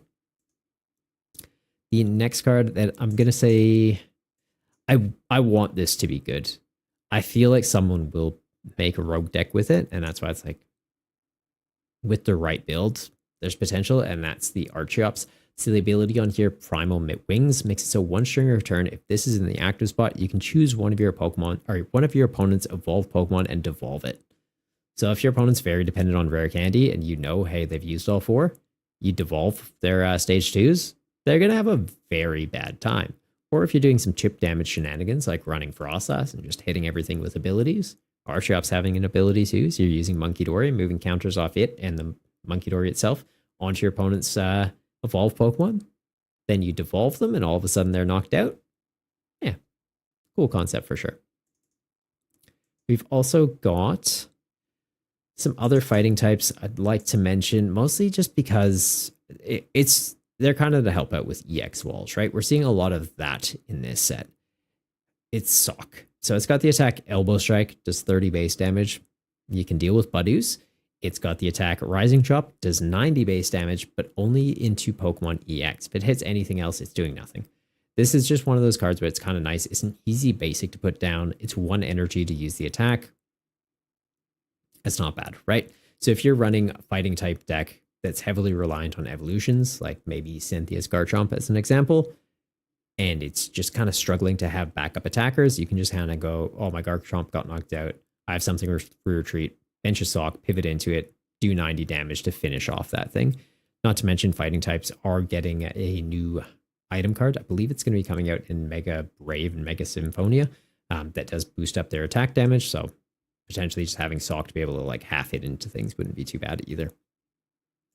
The other single prize fighting Pokemon that I think could be worthwhile to have as like a tech backup attacker is Terrakion. So 140 HP on here, a little bit bulky. The attack on there though, Retaliate, for fighting in a colorless, does 50 base damage. But if any of your Pokemon were knocked out by damage from an attack of your opponent last turn, 80 more. So it does 130. So it's kind of similar to the Sock and just like, hey, something got knocked out. I need something to respond. It's a basic. You can throw it down very quickly. If you have any form of energy acceleration, you can get this charged up and you can kind of just do a little bit of finish up damage. These are cards where it's like, if you pull them from a pack, hang on to a copy. If they're like 50 cents, maybe pick up a copy just to play it safe. But yeah, I don't know. You don't need full play sets of these ones. It's just like they have potential. The last one I want to talk about is Energy Coin. You get to flip 2 coins. If both of them are heads, search your deck for 1 basic energy and attach it to one of your Pokemon in play. This is a card that it's like, hey, you have 58 or 59 cards of a deck. You just need something to slot in. Chuck this in there. It's just like cheap energy acceleration you can be running. If you want to go all in on a turbo deck, same thing. You could be running this, right? Like I think there was a Miraidon build that was running energy sticker for a while where it was like, flip a coin. If heads, get an energy from the discard pile, put it onto one of your guys. Energy coins, just that, but you don't need to get it into the discard pile. You just have to hit double heads. Rasper, how you doing? Where's your Inquisition? apologies, man. I think I've got like the green screen things turned off for this one, just because, yeah, I'm using this to kind of get a YouTube video ready to record. So I just have to, at the end of stream, just cut out this section and can just go direct to post. So sorry about the alerts are currently off though. But yeah, how you doing, man? How are you doing? And for the full list of the cards that I think like could be good, that's these ones here. Something I did not mention is the Stoutland. Kind of mixed on it. It's another interesting card for control players, but yeah, I don't know. I kind of changed my mind on it. Forgot to change this image though, but it could be good. So these are ones, yeah, if you're pulling them from packs, hang on to copies, maybe pick up one copy if they're like 25, 50 cents, hang on to them. The archetypes, you probably want 2 energy coins, could get a place out of them too if you wanted. And the superior, I don't know. I'm very mixed on the superior. I'm very mixed. The next cards we're going to talk about, though, are the ones that I'm going to say are going to be impactful for the Gym Leader Challenge format. These ones, there is quite a few of them, so I don't think we're going to go through one by one. Just going to have them pop up on the screen with that full list view for you and kind of give a very quick run through of them. And then it's up to you what you really want to jump into. We've got a new Petalil that has 60 HP and the attack Hide. You get to flip a coin and potentially just be invincible, which is good. So if you're running Lilligant, I think this is just going to be the new go-to basic for you. The Victini, we've already talked about it. The Alola Mola, we've talked about as well. They're just great for the formats like that. Just having a cheap attacker to get online with the Victini and Alola Mola giving you some solid recovery. The Tortuga, for standard, I don't think it does enough because there's going to be decks that are already playing around it, but it's got an attack that scales up by 30 damage for each item card in your opponent's discard pile. For a Gym Leader Challenge, Pokemon have a lot less HP. You don't need to be hitting ridiculous like 330 damage. For GLC, doing like 150 is pretty good. So if there's 5 item cards in your opponent's discard pile, 1 water energy, you can be getting 1 shots. It's nice. Swanna also showing up in here. It's got the attack Air Slash. There is Flynium Z, so you could effectively give Swanna a GX attack that does, I think it's 220 damage and makes it invincible on the following turn. So yeah, that's pretty solid. Zoroark showing up in here with the attack Mind Jack does 30 damage. Or 30 damage as a multiplier, scaling up by the amount of bench Pokemon your opponent has in play. 1 dark energy to get that attack online. So potentially doing 150 damage very easily. It's a nice one to be able to use. And the second attack lets you copy an attack from your opponent. So also a great attack to be able to use. 3 energy to get it online though, but we've got things like Dark Patch in GLC, so you can very quickly charge that up. All right. Some other attackers to note here. We've got Gothitelle. Has an ability that lets you... Oh, I'd probably have to pull that one up. Lets you do some stuff. I believe it makes it so you can force your opponent to shuffle their hand into their deck and then draw 3 cards. And then the second attack doing 90 base damage and 90 more damage if you have the same amount of cards in your hand as your opponent. So 180 if you can get down to a 3-card hand to match your opponent. The Runiculus is effectively just a honorary Torterra. The first attack on it lets you search your deck for a Pokemon that evolves from a Pokemon you have in play for every single one of your bench Pokemon, right? So if you have 5 guys in play, you could effectively be doing Evo TM for your entire board. And the second attack scaling up by 40 damage for each evolution Pokemon in play. It starts at a base damage of 40, counts itself. So with a full board of 5 plus itself, you're doing what? 6 times 4, effectively 7 times 4, 280. That's a nice number to be able to hit. We've also got Ignition Energy in here. I've talked about that one earlier, and Hilda I think is going to be great for the Gym Leader Challenge format. Now, if you like single prize shenanigans, but you don't like the fact that you're limited to just running 1 type and 1 copy of a card in your deck, and playing an expanded can be a little bit tricky finding, copies of some older cards. We've got the Budget Build Battles format. So it's played in the standard format. You're allowed to run 2 copies of a card that have the same name, basic Pokemon that evolve too. You can have 1 extra copy of the basic for each stage of the evolution to help out with consistencies, so big basics don't dominate the format, and evolution decks are pretty viable. You're also not limited to the types of Pokemon you run. So yeah, makes some interesting diversity, and it doesn't make it so like every type just has a specific engine it's going to run. It gives you like some creative Yeah, opportunity. I just said opportunity. That doesn't sound like a great word to double back to. Anyhow, if you haven't tried out budget build battles already, what are you doing? It's got 3 Bs in it. It's got triple B in the title of the format. So the cards that I think are going to be good for that, there's a lot of them.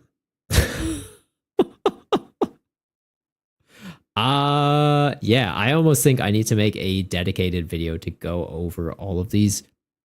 A lot of them we have already touched on though. So the Petalil's in there, the Lilligant. You know what? We might even just jump into these one by one. If you guys are, sticking around this late into the video, you're probably like, you know what? I'm invested in this dude. He seems cool. We're going to hang out. And you know what? We're going to hang out. We're talking budget build battles, guys. The Lilligant in here, it's got the attack B Musing Aura. Does 30 base damage. Then you're going to flip a coin. If it's heads, your opponent's active Pokemon is paralyzed. So they're not doing anything. They can't attack you. They can't retreat. They can evolve to remove the effect or use switch cards to remove the effect. But effectively, they're just sitting there waiting to get hit again. And you're poisoning them. So they're also taking 10 more damage between turns. Which is nice. You can boost up that poison damage with some stuff too if you want. Like Perlius Jungle. Make it take a little bit more of a hit. And then if it's Tails though, it's not going to do nothing. It's just going to make it so your opponent's active Pokemon's confused instead. So they're not taking 10 damage between turns. They can technically hard retreat out to remove the status condition. It's not like paralysis. They are able to move still.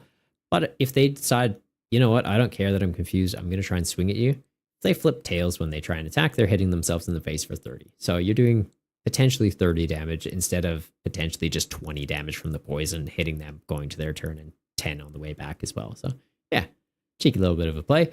The second attack on there, it costs 3 energy. It hits for 70. It's an attack. You're using it for the first attack. Let's be real. And if you really like status condition shenanigans, we're also getting an Amoonguss. Or maybe you just like the game Among Us and you want to, play that in Pokemon. You can do that. The attack on here, Dangerous Reaction, does 30 base damage, so similar to Lilligant. But if your opponent's active Pokemon's affected by a special condition, 120 more. So if you're poisoning them, and then you're hitting them in the face really hard, you're likely pairing this with Brute Bonnet. So Brute Bonnet poisons both active Pokemon. So it enables the extra damage from Amoonguss's attack. It also lets you go Binding Mochi on the Amoonguss to make it hit a little bit harder. And then you've just got 2 versions of Amoonguss effectively in play, because Brute Bonnet's just Amoonguss, but a much grumpier Amoonguss. The next attacker for budget build battles, this one we've already talked about a few times. I'll just show it to you a little quick though. It's Victini. I think it'll be a great option for that format as well. You're likely going to be leaning into fire decks that can accelerate out energy though, so that's probably where the Emboar, if you're trying to make like a firebox deck, Victini could be a good attacker for you. Tortuga for budget build battles, I think it's going to be great. Scaling up by 30 for each item card in your opponent's discard pile. This can hit some pretty solid numbers. It can be taking easy one-shots in the mid to late game, and the cheap attack cost is definitely relevant. There is another Karascosta you can evolve into that I believe increases your damage output. I could be wrong, but even the Karascosta from this set is pretty good. So its ability, Mighty Shell, makes it so that you don't take any damage or effects from your opponent's Pokemon that have any special energy attached to them. We're seeing a lot of Luminous energy in the format right now because it enables Munkidori, it enables Okidogi. They're pretty scary. Karascosta just goes like, nah, I don't care. The Munkidori can still be using Adrena Brain to put counters on you, but they can't be coming up and like trying to hit you and confuse you and buy a bit of time. You just go like, yeah, you silly monkey. Now I'm just going to hit you in the face with a turtle. Yeah. Interesting card. I feel like mostly you'd be running this with the Tortuga though, and Relicanth. So it's like, cool, my Tortuga now just has more HP. And if you have special energy attached, you're just not hitting me. So yeah, I like it. I like it. Jamdar, interesting thing to note about Tortuga is that currently running a deck that has 12 items in it, honestly, very easy to play around that kind of attack. Yeah, and that's the thing. Like, I think for standard, I don't think Tortuga does enough because people are already playing around Budu. They're already playing around, they're going to be starting to play around Jellicent more. So standard, I don't think it's going to be great. GLC, budget build battles, I think they're going to be solid cards. So you don't have to hit as high of a benchmark number to take knockouts. Couple items in the discard, 5 items in the discard, you're doing 150. Seems relevant. The other one I want to talk about is the Bear Tick. So this one, same thing with the Cubchoo, right? Makes it so they can't attack. You're going to be running this with Relicanth, so Beartic can be using Cubchoo's attack. Does 10 damage and they just can't hit you.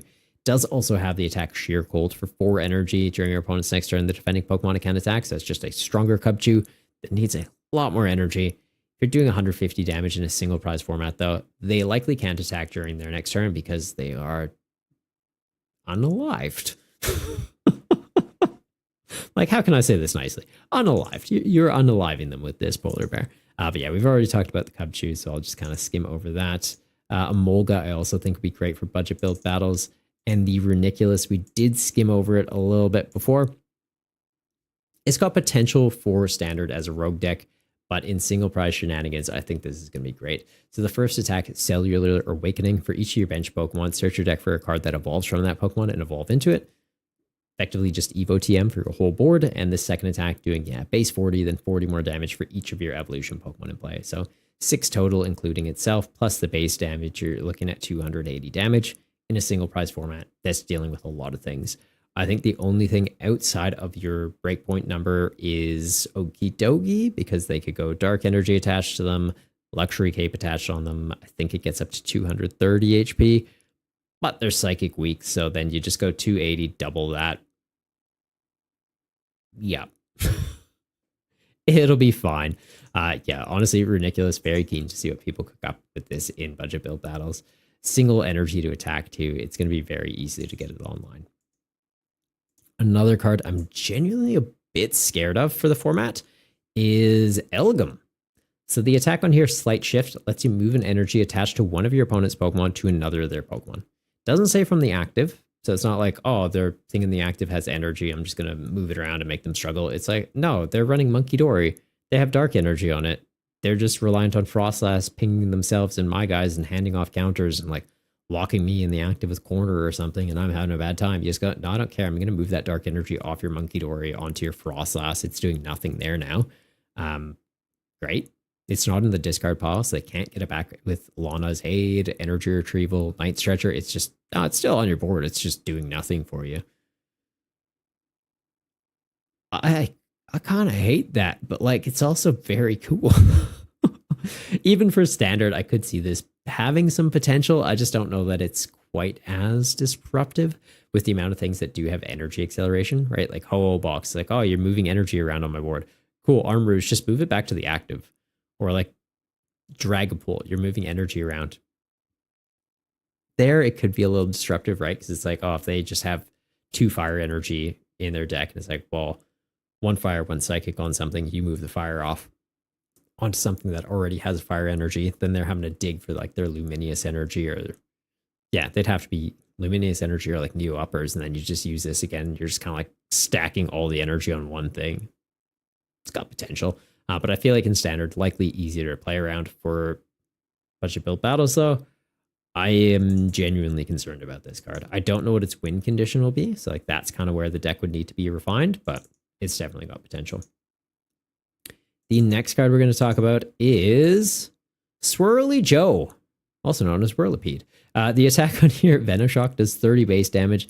Then if your opponent's active Pokemon is poisoned, 90 more. So it sounds very similar to the Among Us card, or Amoongus card, or the Brute Bonnet that's less of a brute. He's kind of softened up, but it can evolve into Scolipede, so having more health on here.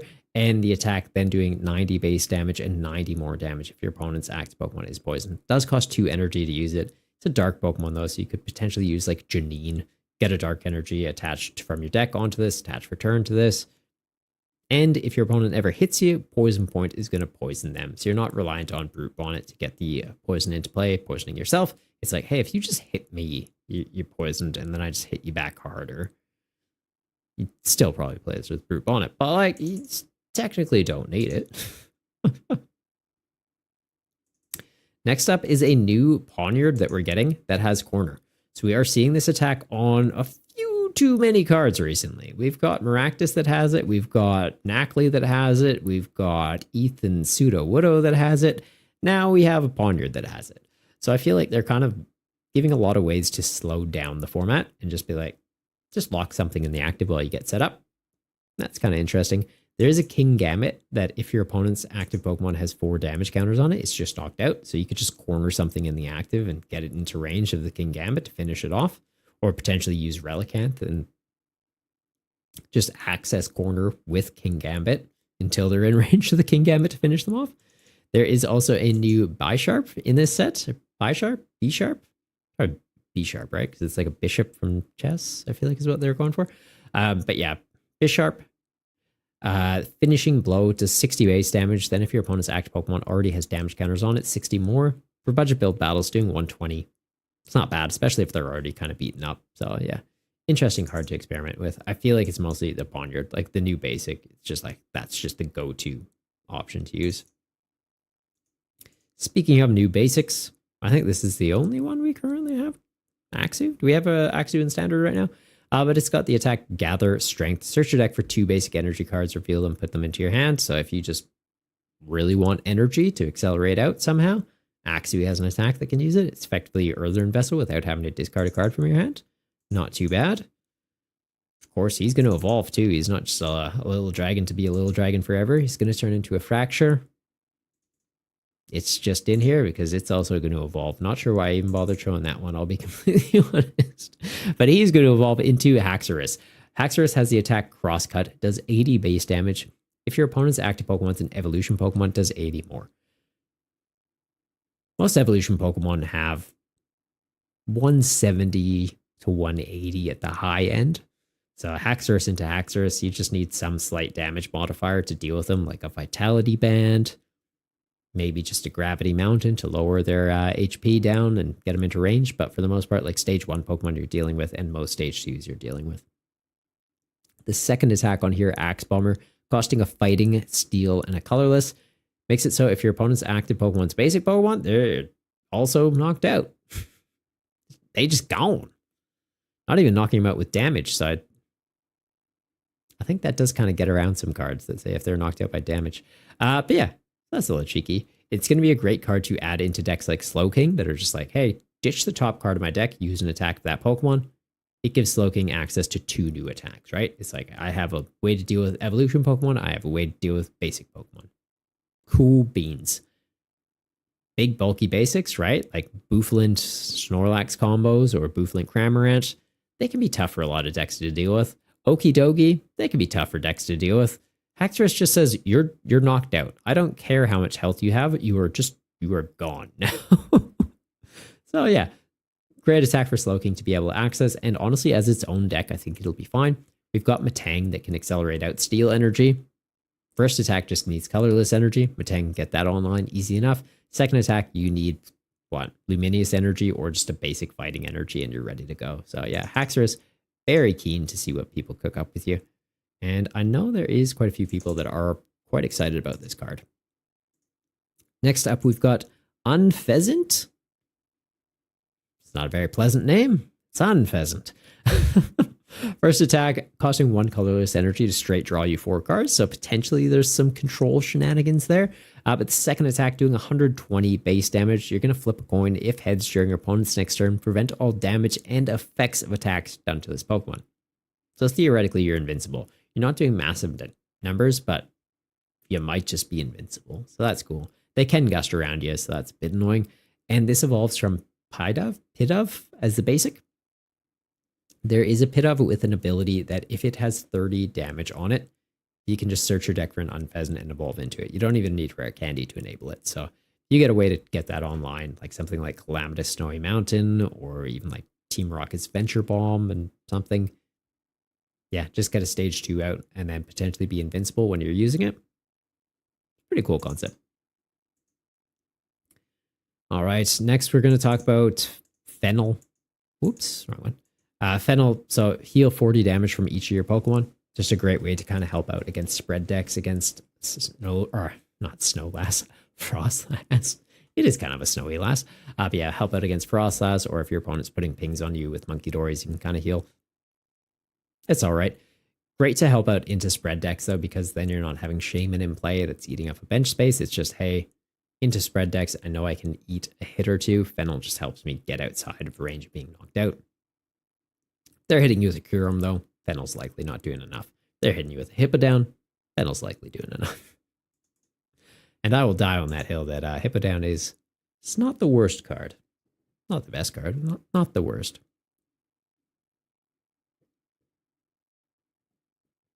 So apologies, guys. Just gonna have a quick sip of the water. Throat's getting a little dry. Jam Jar, you can even move all the energy onto one specific guy, then KO it and remove all the energy from play. That's about the Elgum, I'm guessing. Apologies, missed that message. Virizion. I kind of like this for budget build battles. So the attack on here, Giga Drain, does 30 base damage. Then you're going to heal from this Pokemon the same amount of damage you did to your opponent's active Pokemon. So if you're hitting them for weakness, could be a decent bit. Or if you're pumping up your grass Pokemon's damage output, could be healing a decent bit. So you've got Lilligant that increases the damage output of grass Pokemon by 20. 2 of those in play, you're getting Virizion up to doing 70 damage. Give Virizion like a Luxury Cape or a Bravery Charm just to make it a little bit bulkier. Not too bad. Or even just give it some additional damage modifiers like Defiance Band or Vitality Band. Could be seeing this have potential. I don't know if it's enough to justify a full deck around it, but if you're already running a Lilligant deck, having an attack for 1 grass energy and potentially just having an attacker that can just like eat some hits, that seems fine. Next, we're going to talk about the Emboar. Mentioned it earlier in the video. Just a great way to kind of rush out fire energy and re-enable Firebox decks. So for budget build battles, does seem like a cool card to kind of play around with. I'm not too sure what attackers we have right now that would really be great with it, but in the future, I could definitely see that being a Firebox. Heatmore also coming out in the set, having the attack Tongue Catch. You get to search your deck for up to 3 in any combination of fire Pokemon and basic fire energy cards. Put them into your hand. So yeah, getting Pokemon out of your deck, helping to thinning. Helping to establish your board. Yeah, not bad. Buddy Poffins for some basic Pokemon. Get their evolutions with the attack, then into your next turn, just evolve up into them. As long as you don't get hit with an Iono or a Research, you're having a pretty good time. We've also got... Whoops. I think I'm jumping ahead with that one. Oh, no. Samurott, we did talk about this one earlier too. Having effectively Escape Rope as an ability, just moving your active to the bench, your opponent's active to their bench. The attack for this format, though, a little bit more relevant, scaling up by 50 damage. 3 energy on here, getting up to 180. You're dealing with most stage 2s. You need to go a little bit further, you just accelerate some more energy. For something like this, you could even be using like Crispins. Oh, these guys. Apparently it's getting a little bit late. But yeah, you could potentially just be using like something like Crispin to kind of get this online, or just charging it up with Baxcalibur. Being a little bit slower in that format isn't the end of the world. All right, what else we got? There's a new Galvantula that I think could be a great partner for the Electric. So Electric just accelerating lightning energy onto this on the bench.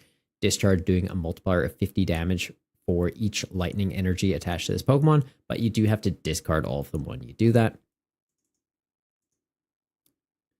Then we've also got Sigilif. So Sigilif's attack Reflect makes it so during your opponent's next turn, this takes 40 less damage from attacks. Mostly interested in the second attack though, Telekinesis, which does 70 damage to one of your opponent's Pokemon. This damage isn't affected by weakness or resistance, so you're not going to be able to like go like, hey, that Okidogi on the bench, I do 140 to it. You're just doing 70. Pretty good sniper though for energy accelerating or psychic accelerating decks. So Xatu as an example, you just be able to go Xatu, attach for turn, switch into Sigilif, snipe out a pre-evolution Pokemon, could be very useful. Obviously, Shaman will be blocking that though, so something to be mindful of, but for budget build battles, I could see this being kind of relevant tech attacker to be able to slot into a Xatu deck. Gothitelle, I think, will be good for this format as well. So the disruption from the ability, putting your opponent down to a 3-card hand, pretty solid. And then the attack, just doing 180, pretty good number, and only needing 2 energy to use it. It's not very hard to pull that off. So you could definitely see that becoming a deck in the format. Another new deck in the format I would think is going to be Gigalith. So this one kind of reminds me of Aggron, which we have seen see a lot of success in budget build battles. Gigalith having the Revenge Cannon attack, doing a multiplier of 20 for each damage counter on your benched fighting Pokemon. So Aggron did 50 damage for each of your damaged Pokemon in play, so didn't care about the type, but did get capped at 300 damage, which capped at 300 damage. Sounds fine. That's a very big number. But this one, you can obviously just like scale up as high as you need to go. You'd be running this with an attacker that hits all your bench Pokemon. So I'm kind of thinking Steelix. Steelix for 1 steel energy does 130 to the active, 30 damage to all your bench guys. Steelix evolves from Onix, which is a fighting Pokemon. The Gigalith and all its pre-evolutions are fighting types. So it's just like, hey, Steelix hits, pings Onix, pings for Boldors or Roggenrola or whatever the pre-evolution's called. And then your Gigalith's like, sweet. That's 150, or that's, 15 damage counters on my bench. Not bad. Obviously, the Gigalith would then go into the active, goes down to 12 damage counters on your bench, but you're still doing 240 damage for 1 fighting energy. And then you'd have ways to get more damage counters onto your own guys. A little bit risky, though, because if you do run into a spread deck of some sort, they're going to have a field day with you, but it's definitely got potential. Now, the next up, we've got the archetypes. So we did talk about this earlier in the video, but for budget build battles, I do think it has potential as well. Likely be pairing this mainly with like Frostas and Monkey Dory and just doing like devolution shenanigans, just softening things up, devolving them, taking KOs without even taking attacks. So a little bit cheeky, a little bit disruptive, a little bit evil. And you know what? I'm kind of for it. Also, Zoroark, mentioned it earlier, but for single prize shenanigans, I feel like it's going to be good. Mind Jack for 1 dark energy, getting up to 150 damage potentially. That's enough to deal with most things in the format. Second attack, Foul Play, letting you choose one of your opponent's active Pokemon's attacks to use as this attack. Could be useful into certain matchups as well. We have Ignition Energy to get that online in one go, or you could even just splash this into decks that do have Energy Acceleration and Dark Energies. Like if you're running Monkey Dory, you've got Dark Energy or Luminous Energy in the deck to enable Mind Jack. And if you've got Energy Acceleration, you can enable the second one. So could definitely see this being a card that comes up in the meta. For budget build battles, at least. For standard format, a little bit mixed on it. Another new attacker for the format is going to be Ferrothorn. I think this one genuinely has a lot of potential. Power Whip doing 20 damage to one of your opponent's Pokemon for each energy attached to this. I think it's going to be a good introduction for like Metang decks, right? They accelerate out Steel Energy, usually focusing on just like one big basic attacker that just goes bonk to the active. This goes, hey, I can have a hefty guy in the active that's just sniping things off their bench. 4 energy on it to be doing 80 damage to snipe something off their bench. Not bad. Can be disrupting their board before they get online. And then if you want to just hit the active, then you just pivot into using Metal Claw to do 130. Is it going to be strong enough to be its own deck? I'm not too sure, but it's like a 1/1 line to slot into a Metang deck. Doesn't sound like a bad shout, to be honest. While we're on the topic of steel types, though, we do have the Klinklang. I think this will be good for budget build battles, just to add a little bit more tanky gameplay to steel decks. Sorry, guys, I need a little bit more water.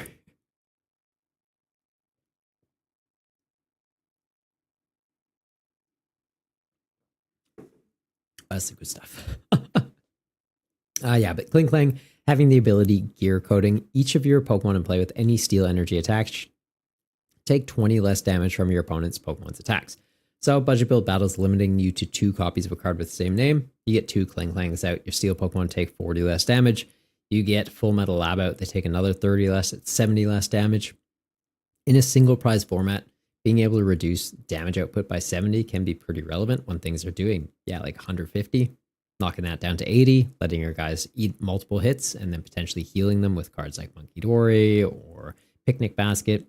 Yeah, could be very relevant. So surviving an attack is just as relevant as taking a one-shot, right? If you can deny your opponent taking a prize on their turn because they just can't one-shot you, that's good. And then you need a way on your turn to be able to take a prize because you can one-shot them. So Klinklang, I definitely see this having potential in the format. Next up, we do have the Stoutland, which someone's going to cook up some crazy control stuff with this. You get to flip 3 coins for each heads, put a card from your discard pile into your hand. It doesn't specify a card type, so it could be energy, it could be Pokemon, it could be stadiums, it could be items, supporters. So yeah, I feel like control decks can be heavily enabled by this. The fact that it is on coin flip, though, does kind of limit it a little bit. It's on a stage 2. also kind of hurts, and you need 2 energy to be able to use this. So I don't know. It's got potential.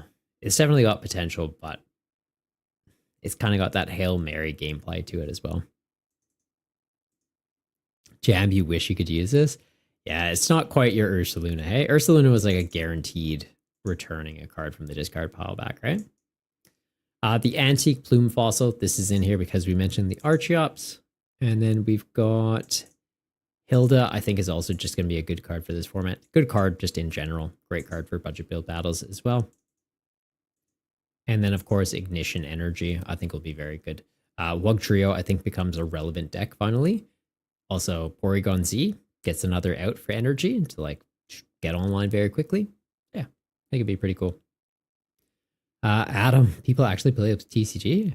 Man, so many people play the TCG. I think it's the biggest it's been in years, if not ever. Like, we're having events with thousands of people going. Do you not play the TCG? Do you just collect them? Or are you just aware that it exists and somehow ended up here? I don't know. How do you enjoy the game, Adam? Or the hobby? All right. And I think that will be it for... Yeah, that's it for the cards that I would say for budget build battles for the buy list. So the full list of the cards would be that, which it looks like a lot. And it is a lot. But that's because most of these are effectively just their own decks to come out of it, right? If you want to build a Lilligant, you can. If you want to build a Moongus, you can. If you want to build a Firebox, there's the Embor line. If you want to build Tortuga, it's there. In terms of like staples for budget build battles, there's the Alola Mola, there's the trainers, the energies, the... Yeah, I was going to say the tools, but no, yeah, trainers kind of covers it. So it's mostly the trainers and the energies. I'd highly recommend everyone make sure they get themselves a playset, and if any of those attackers kind of caught your interest, there you go. The full list of cards. So if you watch the full buy list video that we're putting together right now, and you're like, I just want every single card that has potential from Black Bolt and White Flare, that's going to be this, which again, it looks like a lot of cards. I am by no means saying you need to get every one of those. And honestly, I would highly discourage you from picking up every one of those. It is a lot. You know your budget. I don't. If you want every single thing just so that, hey, like down the line, you want to try out this deck and you just want to make sure that it's actually on hand so you can play it, there you go. If you want the cards that seem like they have genuine competitive potential and just for the standard format, the stuff for budget build battles and GLC, you've kind of gone through that. Those lists are separate. Pick the cards you want for that. But just for competitive, for standard, I'd say it's these ones.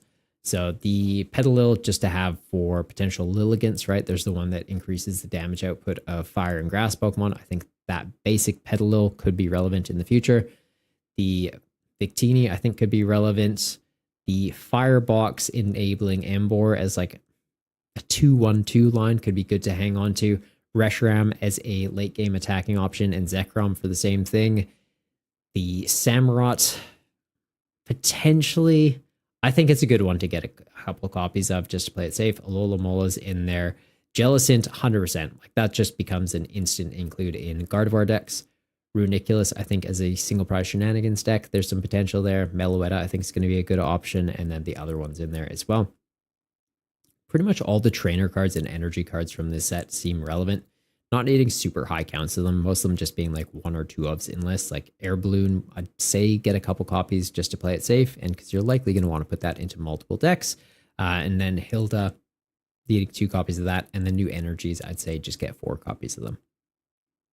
Now, that's, like I said, the ones that I would say have competitive potential for the standard format. That would kind of be what I'd more so recommend you get.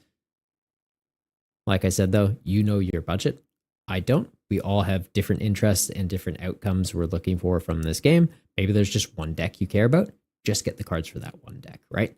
Maybe you just want the trainers because it's like, hey, I'm just going to add these into decks as they come out. I don't need new attackers. I don't need new tech Pokemon. That's fine. Put together your own buy list with the information you've got from this video and with your own opinion that you formed by watching this video.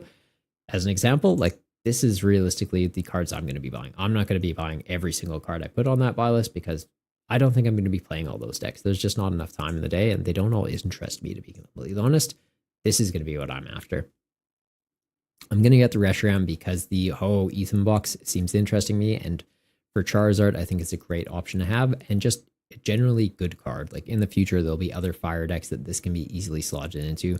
Volcarona as a damage modifier, I think is interesting. Alola for its recovery potential is really good.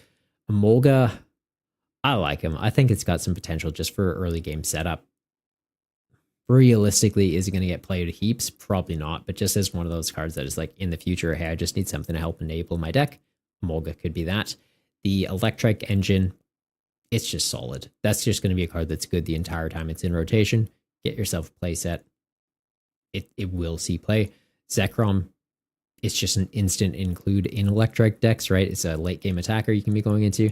Jellicent for Gardevoir. I've got Gardevoir built, just updating it for the standard meta. It's kind of the way to go. And Runiculus, I was a big fan of Torterra. Like if you're not new to this channel, if you've been around for a while, you know when Torterra was out, like that was my go-to deck. I've still got it sleeved up. Like I just like that. So Runiculus kind of being like a callback to that. And then all the trainer cards. Yeah, trainer cards 100% I would say get. That's why beginning of the video, we went through the staples. That's pretty much what I'm recommending everybody should be picking up. And then just use this, form your own opinion, put together your own buy list. Maybe there's some cards I've talked about today that you're like, Triple, those are heart garbage. Why did you put that word in my ear? Let me know in the comments. Maybe you just completely disagree. Or maybe there's some cards that I left out and you're like, why isn't this in here? Right? Why didn't you have Venipede as a staple? For good reason. But no, just kidding. Maybe that is genuinely your opinion. But yeah, I hope you enjoyed this video. If you did, hitting that like button is always appreciated, and make sure to subscribe so you can keep up with the shenanigans. Till next time, though, stay golden, Goombas. And for those of you that are watching this live, you're probably like, why is he doing an outro thing? Well, I was trying to get that ready for the YouTube spam. Now, after stream, I can just cut that, post it. Good. Might cut out the budget build battle section, though, because I feel like that went on for a while. Might even just do a little segment now and just say, hey guys, in hindsight, this was too long. No, let's just do that actually.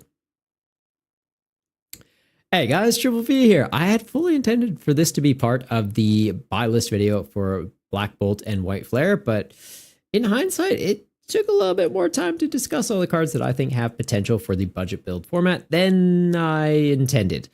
So don't worry, still going to have a buy list video for that, and that's what you're watching right now. So this is kind of crazy. Lucky you. You made it to the right spot already, and you're probably like, why is he yapping? Just get into the stuff. So we're going to cut to the portion of the recording I did that was meant to all be in one. But we're just going to jump into it and talk about the budget build battle cards. So yeah, here you go. Hey guys, hope you enjoyed the video. If you found it useful, don't forget to hit that like button and subscribe to keep up with these single prize shenanigans. And yeah, hopefully it wasn't super weird seeing that just kind of stitched together into this video. It was meant to kind of be one long thing. You can check it out on the VOD on YouTube if you do want to watch the whole thing. But you just watched a big section of it and you're still here listening to me yap. So yeah, like, subscribe, all that good stuff. Bye. Remo, wow, behind the scenes video. Yeah, this is how I record. It's been a while since I've done it in general and done it in front of a live audience. We used to do it each week for the budget build battles, like top 8 decks, and then yeah, turnout got small and it just felt silly to do. Was that 2 hours? Yeah. Yeah. We're cutting the budget build battles portion out of the buy list video, I think. We're making it its own thing. Anan Milfi. Hang on, I feel like I'm missing part of your name. That can't be the username, is it? Oh, no, it is. Okay. Interesting username. Hope you achieve greatness too, Anan. Hope you achieve greatness as well.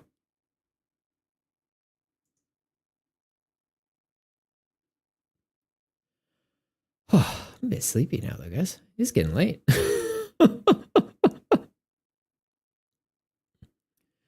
Does that, you mean, yeah, putting 3B stuff on a separate channel like you originally suggested is probably the best idea? Yeah, Probably. Oh my god, I forgot we changed the looping thing to fire. This looks weird. This is the one that's normally it, like in a peaceful little swirly dirly thing. Could do that. That feels too busy though. Looks cool though.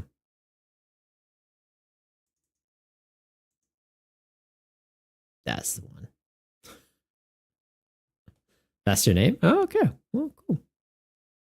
I just saw like the way that the chat came up, it kind of had it split into like 2 lines, and I was like, it was missing the last 2 letters. I was like, okay. I don't know if that's correct, but no. Yeah, cool. Cool name, man.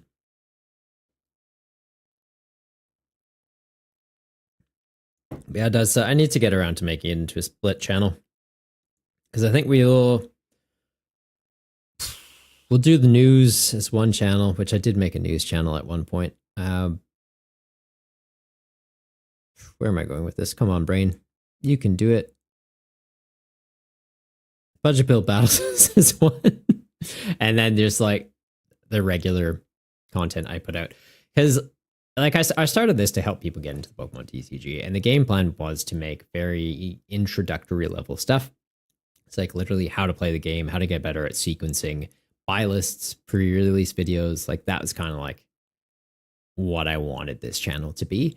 And then of course it turned into a thing where it's like, well, people wanted deck list videos like week after week, like give me a new deck to play, give me a new deck to play. And it's like, well, you can only do that so long without it becoming just slop, right? Like I'm not going to say any names of channels, but there's a lot of those channels where it's like, oh, here's this deck and it's so broken and it does everything. And it's like, is it though? Like, is it?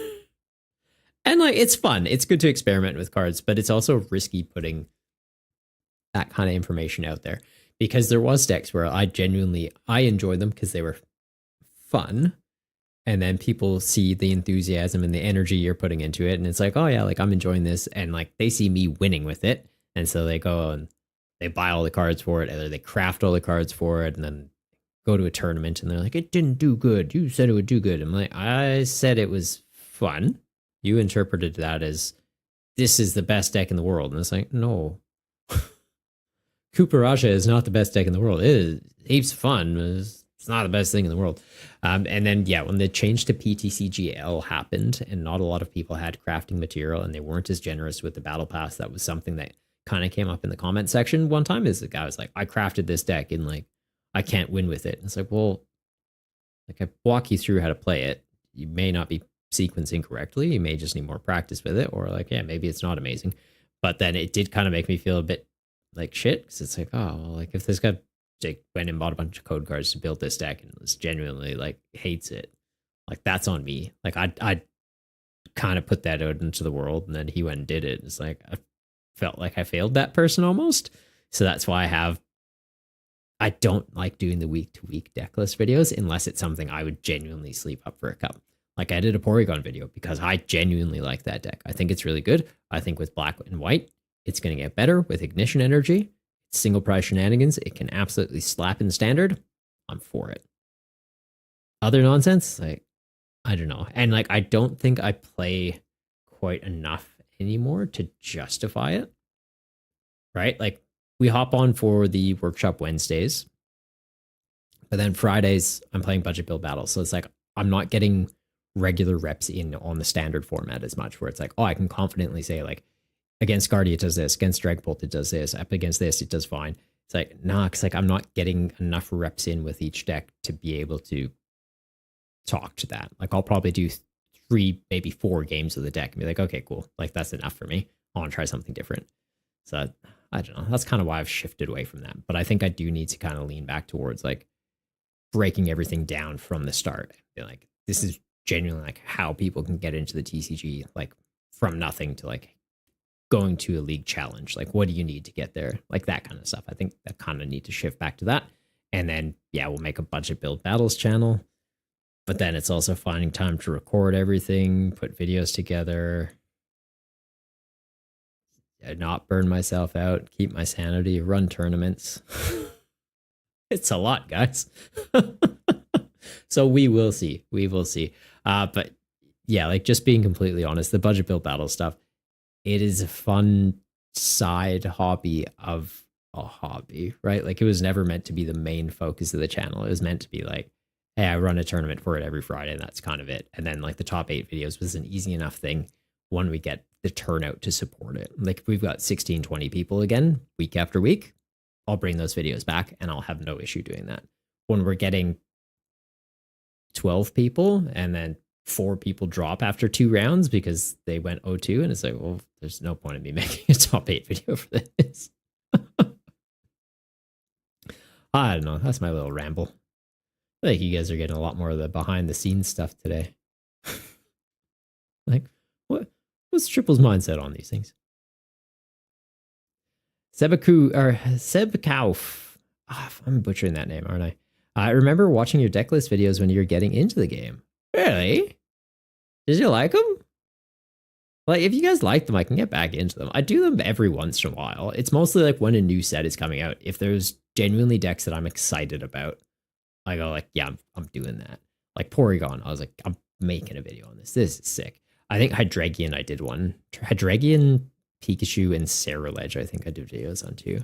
Like, I don't like doing them where it's just like, oh yeah, this deck's doing good in Japan. It's like, doesn't always translate to it's going to do good here. They play in a very different format.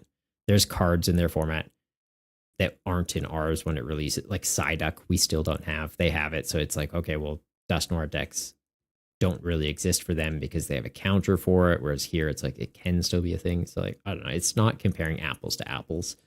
And they also get like subsets constantly. So it's like they get 1 set, 2 set, 3 set, whereas we just get all of that at once. So it's like, okay, just because it did good in Japan doesn't mean it'll do good here because we got these other 2 sets included with that one. And these other cards are just, inherently better or counter that card, right? So it's tricky.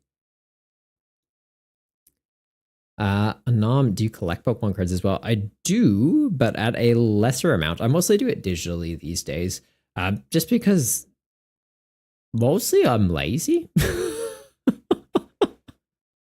And what I mean by that is like, I'm not a big fan of opening packs, just because one, it's not a money pit, but like you don't know what you're getting from them, and I just want playable cards to build a deck. Like I don't want to go buy a box of cards and then it's like, cool, like I just need Meloetta EX and Zekrom EX and something else, and it's like you don't get any of those. And it's like, okay, well now I have all this bulk. Like, what do I do with this?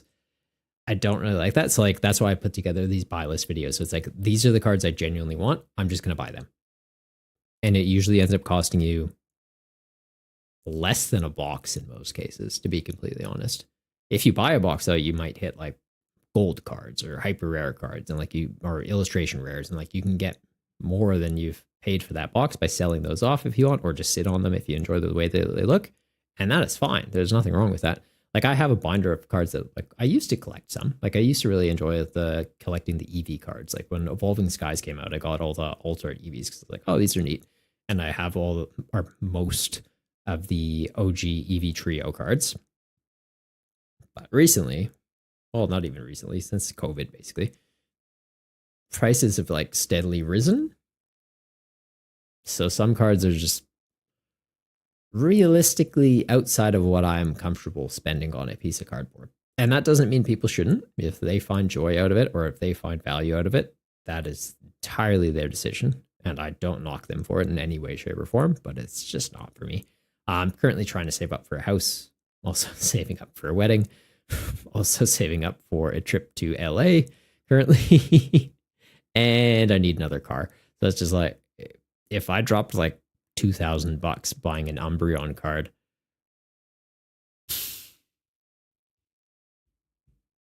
probably wouldn't be saving up for a wedding anyway. No, I'm just kidding.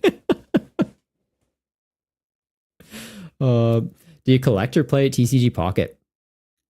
A little bit. Actually, Pokemon gives me gold to use in Pokemon Pocket. So like I have heaps of gold that I'm meant to be using. Like they give me, I think it's 300 for each set. Hashtag gifted by Pokemon. I gotta disclose that, guys. It's gifted by them. So yeah, like I do have that, and I keep meaning to make it as like a redeemable channel thing. So it's like open a pack on Pocket, and like we'll do that and kind of talk about that for a bit. I don't know, maybe we do that right now. Do you guys like Pocket? We could shift to Pocket for a little bit. I don't understand the game. Not in like how it operates. It's the Pokemon TCG, but it feels like a collection simulator to me more than a game. Like it seems like it's mostly about opening the packs. The gameplay is very simplified. It's quicker, so I can respect that. It's kind of like, what if Pokemon TCG, Marvel Snap, go? And that's fine. Like it's just, hey, I want to play the Pokemon TCG, but I don't have potentially 40 minutes for if I pair into a Gardevoir player that takes every second of every turn. Yeah, like I can respect that, but personally, I don't know. I haven't found that much in it for me. Maybe I just haven't played the right deck. I don't know. I play Leafeon and Starmie. So it's like you just have water energy in the deck. You're manually attaching that each turn to your guys. And then when you evolve to Leafeon, it can get grass energy out of effectively thin air to attach to itself. And it has colorless energy in the attack cost. So it's like you get that charged up, you get the Starmie attack charged up, and you kind of like just hit things in the active. It seems fine.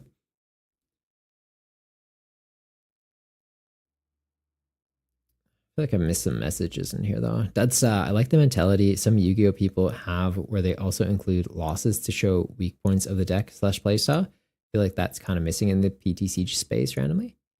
Yeah. And like I used to do that. When I did my deck list videos, I would literally just typically play 3 or 4 games with the deck and be like, here's the gameplay of them. And as long as it was like engaging games, like if I didn't win, I didn't really care. It was kind of like, hey, you're seeing how the deck plays out and like talk through the misplays. But yeah, if you just have like, oh, the deck bricked, it's like, well, you don't do that. Or the game crashed, so you lose that way. It's like, but no, 100%. Yeah. I don't think you should be just posting wins. Like you ran hot with the deck. Okay, that's all everyone gets to see. It's like, no, like show genuine gameplay. So I don't know. I can't say that I also watch like full videos of other content creators that often to really speak to that. Actually, is there any Pokemon content creators I watch right now?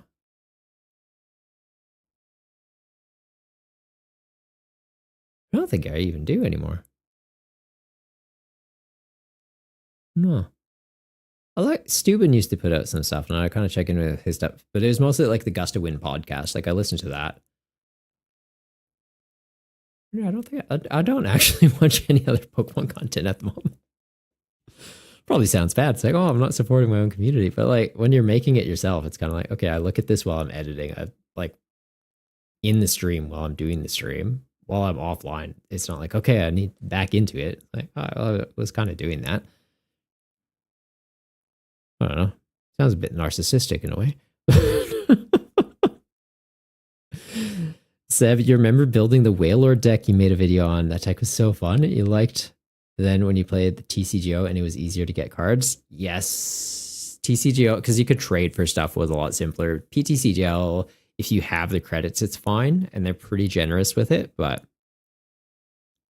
it's also a bit more of a grind to get stuff. Grandma, why is the Umbreon not worth it? I don't know, Grandma. Why is the Umbreon not worth it? And Anam, congrats on getting married. Oh, I appreciate it. Currently just engaged. We've been together 10 years, and I was like, oh, okay, we should probably get married. So we got engaged. So I feel like we got another 10. So we like really need to do the next thing. But thank you, buddy. So I'd be like how simplified and quick it is while still having potential for strategy. You play a Buzzwole Celesteela deck. If you post the list, like DM me the list on Discord, maybe I'll give it a go. How easy could I get that streaming? I don't know. Should I play some Pocket, guys? What are you thinking? I'm kind of just rambling now. I mostly just had the game plan of making that buy list video, and that went on far longer than I thought it would. It's weird not having the tournaments tonight. I think I need to go back to the tournaments on Fridays. This is throwing me off. This is throwing me off, guys. Emulator startup field. What? Seb, you can download an emulator. Yes, I have Mew Mew player, it's called. I did blue stacks, but it kept crashing. And then now this one isn't opening, so that's a great sign. That's the one you use? Right. Yeah, it's giving me emulator startup feel. Oh, there's a new version, that's why. Checks out. Checks out. What else do we have? Do I have anything on Steam? I wish I had Jackbox. I would just say, like, hey, we'll just do a Jackbox stream to close it out. I have it on Switch, and I don't have the Switch in here. Because, like, I need to get another dock for the Switch, too. For the original Switch, I had, like, this little dongle thingy. And it was like, okay, you brought the Switch into the office, you just plugged it into this HDMI in, and it did its thing. For the Switch 2, I don't know that I would trust third-party stuff like this for a few years. Anam, do you have a full-time job? Yes. This is a hobby. This is very much a hobby. Nah, I've got a 9 to 5, man. I do this 2 nights a week, usually like 3-4 hours kind of thing. Doing this full time, like you need to be, I don't know, built different and a little bit lucky. I feel like you make your own luck, like by knowing what you're doing, being excited and passionate about what you're doing, and then putting in the effort to actually get good. You'll make your own luck. But then part of it too is kind of just like right place, right time, finding the community that fits you, knowing how to interact with them. I don't know. I don't think I do this consistently enough to do this full time. Does the Jackbox you're down? I don't think I have it on Steam though. That's the annoying thing. And I don't want to go grab the Switch 2 right now. It's 11 o'clock. My partner will be asleep. And it's in the living room, which would not be a quiet mission. How much is one? If it's on sale, maybe we get it. Because a lot of times they go on sale for like 90% off or something. So it's like, yeah, if it's cheap, sure.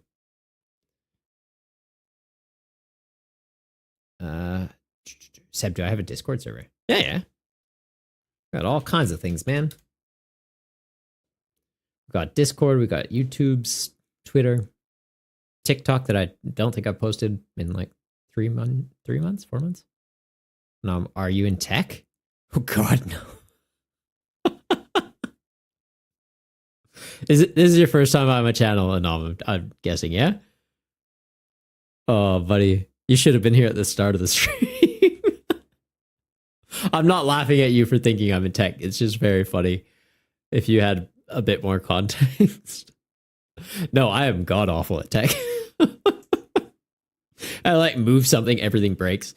Wednesday, the microphone wasn't working very well, someone was saying, and I was like, I couldn't figure it out. And then today I figured out, oh, I had it at the lowest volume setting, but I had the settings on like a different thing. So it wasn't set to change the volume on the microphone. It was like changing the volume of my headset. So I was playing around with this and I'm like, I don't know, it sounds fun to me. But I'm like, of course it sounds fun to me. Did it freeze or am I crazy? Maybe did the program just freeze for me and I wasn't seeing it, or did it actually freeze for you? No, it does. I think it's on my end, man. I think it's on my end.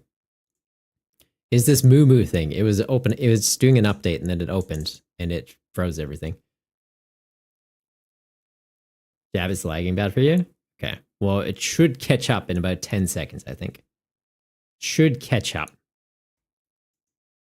Or catch up if you're French. Yeah. Don't fact check that though. All right, what were we doing? Jab is freezing. Still freezing. What? No. No. Is it actually?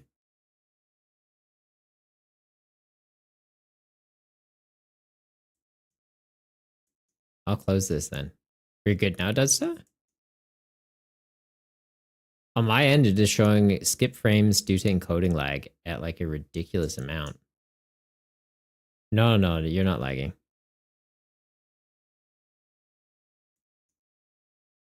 Huh. Now I'm confused. Is it actually frozen or is it not frozen? OBS, are you lying to me? Grandma, yeah, it's freezing. Australia, is the internet broken? Are we doing this again?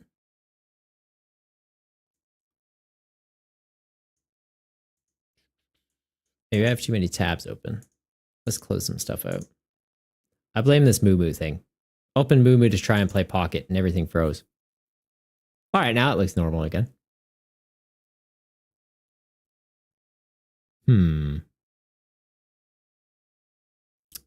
Well, that's not ideal. Maybe we're not playing Pocket.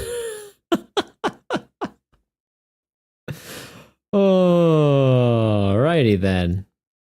An attempt was made. So anywho, Pokebeach had some new reveals today. That's neat, eh? What do we got here?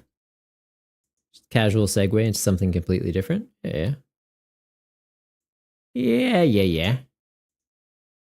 Oh no, you guys are seeing the things that you're not supposed to see. I like adjust things before. There you go. You saw nothing. I don't have a cutout of the Pokebeach thing to just show that I'm on their site the whole time. I do actually. That's a good thing to do. Yeah. So heaps of new stuff was revealed today. We've got some new TCG accessories for July featuring Pokemon pairs. I like it. So we've got Zorua and Zorua, Arceus and Zorua and Zorua, Paldean.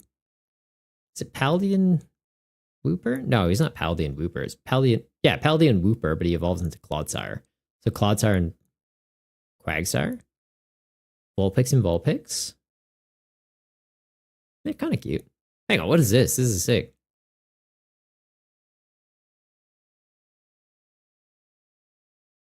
That's sick. So that's like a sunny day team. And it looks like there's a hail team on the other side of that. I want that. Oh, okay. So rain dance team, sunny day team, hail team, and sandstorm team. That's really cool. Seb, you joined the Discord. Let's go, buddy. Jab the Whooper. Anam, you joined the Discord as well. Oh, did you pop over from YouTube to Twitch now, Anam? Sick. Then what we got here? Team Skull? I don't like them. I don't know what it is. They're pretty grounded villains, so like I can respect that. I don't have anything against them. I don't know. I kind of miss the days of just, bad guy team. It's like, yeah. There's this one, it's like bad guy team, but like you kind of feel bad for them because it sounds like they have rough lives. It's like, I just want to fight the mob again. Let me just fight the mob, please. Not because YouTube is lagging. No, I think the whole stream is just lagging, bud. But easier to talk on Twitch, so we good. All right, Mega Absol, Mega Mawile, and Ace Roll is Mischief. Ooh, what do we got here? So Mega Absol EX, Doom period. If your opponent's active Pokemon has exactly 6 damage counters on it, that Pokemon is knocked out. Cruel Claw does 200 base damage. Your opponent reveals their hand, discard a card you find there. Okay, so you're using it for the first attack, and you're just going a bunch of Monkey Dory in play, hand off 6 damage counters, take a KO. How you're damaging your Monkey Dories? That's a step 2 problem. Anam, welcome to the Goomba gang. Cheeky little ninja Goomba. I like it. But yeah, I feel like the Absol, it's Monkey Dory shenanigans. Mega Mawile EX, greedily devour. This attack does 80 damage for each prize card you have taken. Okay, so late game, you've taken 4 prizes, gets up to what, 320? Takes out a Bolt, that's pretty good. If you've taken 5 prizes, gets up to 400. Could be relevant into other megas. Second attack does 260 damage. If your opponent's active Pokemon already has any damage counters on it, this attack does nothing. This attack, no, it doesn't do nothing, does 30. Okay. That's weird. So like into a full HP thing, you're doing 260. So it deals with like Raging Bolts pretty well. Getting energy on this, you're probably running it with like Archaludon EX, maybe Matang. Could technically run it with like a Poison Box package. Like Brute Bonnet Binding Mochi gets that up to 300. Between turns, they take 10 from the poison. 310. Pearliest Jungle gets up to 330. I kind of like Mawile. That's cool. Yeah, I think Mawile Archaludon's going to be a deck. I like it. Seb, do I want you to send the Buzzwile Pocket deck list? I'm going to say no. We opened that Mew Mew emulator thing and it froze the stream. So I don't think we're going to play Pocket tonight. Appreciate it though. Like you could send the list, I'll give it a go off stream. Like I'll play on my phone or maybe experiment with the emulator offline, but I don't think we're gonna try that again on stream. And then Ace Rolla's Mischief. You can use this card only if your opponent has 2 or fewer prize cards remaining. Choose one of your Pokemon in play during your opponent's next turn. Prevent all damage from and effects of attacks done to this Pokemon by attacks of your opponent's Pokemon EX. All right. So if you have a way to get down to just one Pokemon board, that's kind of legit in the late game. We don't really have anything that lets you do that, though, that isn't a supporter. Like Scoop Up Net's not in rotation. Super Scoop Up Cyclone, I guess, if you want to use that as your ace spec. It's an interesting concept. Kind of just forces your opponents to have to gust around your guy, though. Or if you only have 1-2 prizer in play, it's, hey, you can't hit this guy. You have to take out a single prizer, and you have to gust around this to take out a single prizer, and then do it again next turn. Kind of cheeky. And then Prismatic Evolutions figure collection.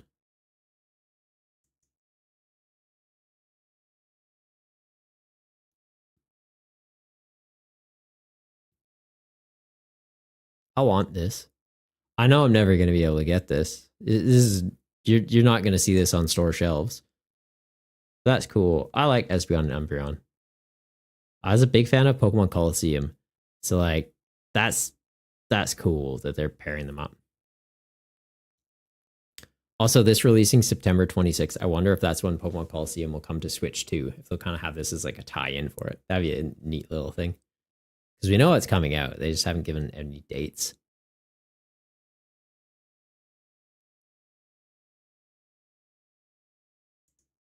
And then you get full art Espeon and Umbreon in there.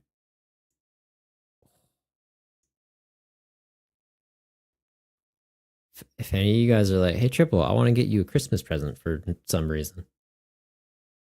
One, I won't judge if it's that or if it's a bunch of Mike Nikes.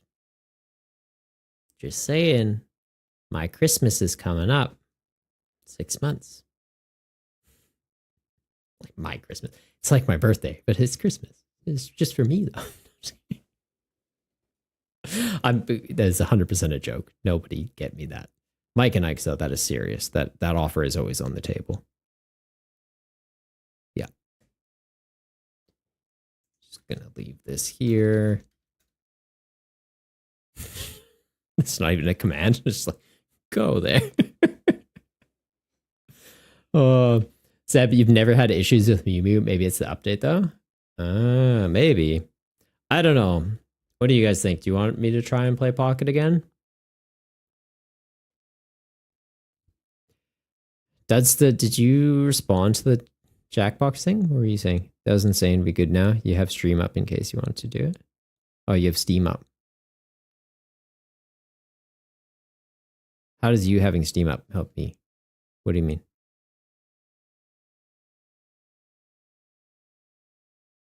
Can you lend people games on Steam?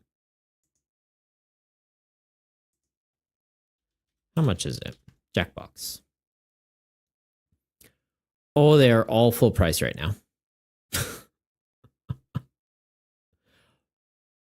Nope.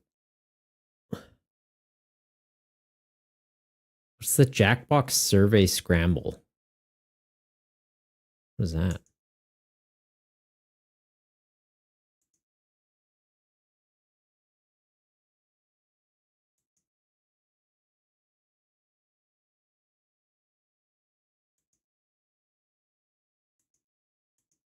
What? What is Jackbox Scramble Survey? Has anyone played that?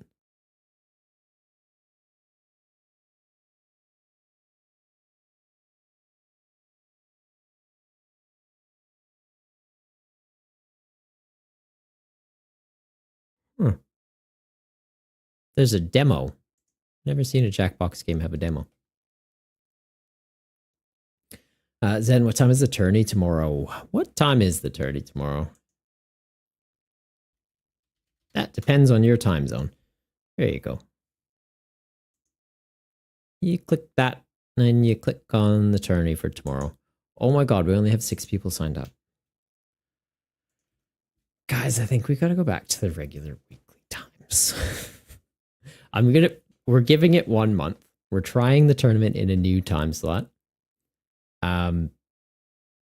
But I don't know. The idea was we moved it to the monthly time slot because when we had the special monthly events, we typically saw higher turnout. Moved it. Last week we saw lower turnout, which granted, it was the 4th of July. That was an oversight on my part. A lot of people in the US would just be no-goes. The European players would all be no-goes, which is very unfortunate, but most of them kind of just not moved on from the format. Like they're all very active in the Discord, but in terms of scheduling, it just doesn't work out just due to life. Does you think you have something so you might sign up? See? All my regulars to the tournaments can't make these events. I was like, do I just move it back to Friday nights?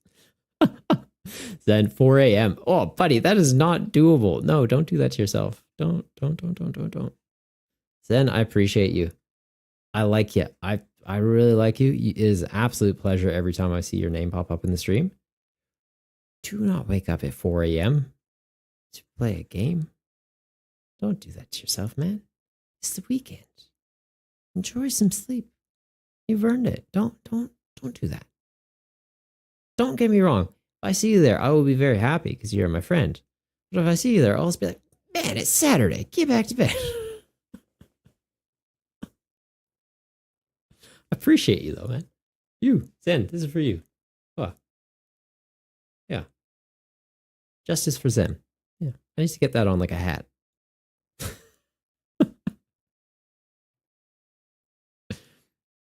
Go to bed early and you should be okay. Oh, okay. That's an option too. Yeah, do that, Zen. Go to bed now. Fine, you'll fix your sleep schedule. You do what you gotta do. Nom, you're gonna knock out. It's 12 a.m. in Australia right now. Very nice to meet you, Triple. We'll see you next year. Oh, appreciate it, Nom. Oh, I look forward to it. It is 11:24 in South Australia, so I guess I got half an hour until I gotta get to bed. Once it's tomorrow, we can't keep going. Canadian and koala country. The accent throws everybody off. You'd never suspect it. Jabby used to do that in season 2. Yeah, fair enough. Did you do it every week, though?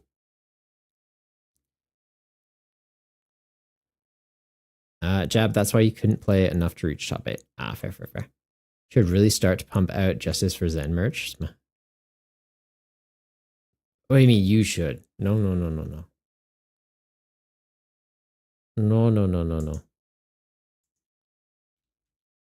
What would we do? Just mugs? Bucket hats?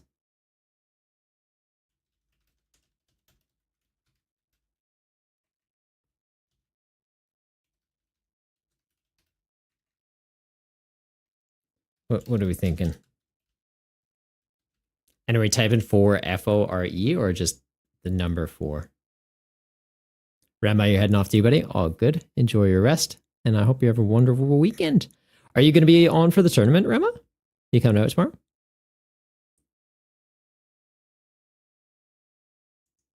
I'm like, what do we make? What was the site I used again? Fourth wall? That sounds right. Although you guys bugged me to make merch the first time around, and then I made it, and then no one bought it. So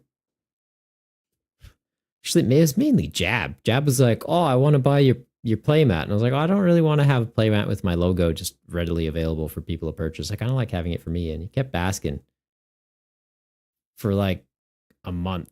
And then so I put it up on the site. He never bought it. And then he asked for merch. He never bought it. Not doing anything for Jab anymore. I learned my lesson. If you ask me for anything else, like, no. Burned too many times. Burn me once, shame on me. Burn me 2 times, still shame on me. Burn me triple? You cannot burn a triple. No, no, no. I'm hydrated. I'm like, yeah, you're registered? Awesome. Then just do everything, see what looks good. All right. All right.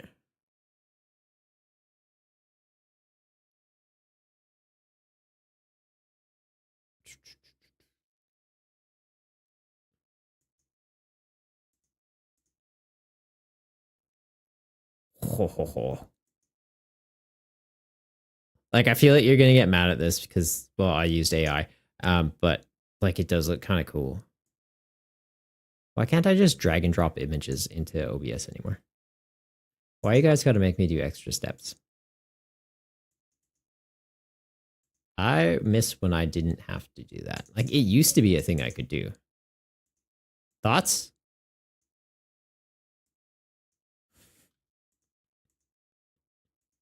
Huh? I shouldn't have said it's AI. If I didn't say it was AI, you'd be like, oh, that's neat. Don't remember asking for merch? Okay. Maybe I'm mistaken. I'm pretty sure it was. I had thought it was you. Maybe it wasn't you. Mainly asked for the mat. Okay. Well, the mats are up. You go to quackamousepads.com. You can get the mats. They are there. They are there. How do I spell that again? Quackamousepads. There we go. Wow. Doesn't look bad. AI doing a good job. AI normally does a good job. I like AI. You need to like know what to tell it. If you just say, hey, make me a thing, it's just gonna be like, here's some slop. But if you're like, hey, I want this, put some stuff into it. Because like what else could we do for it? What colors do you like, Zen? Do you want it purple?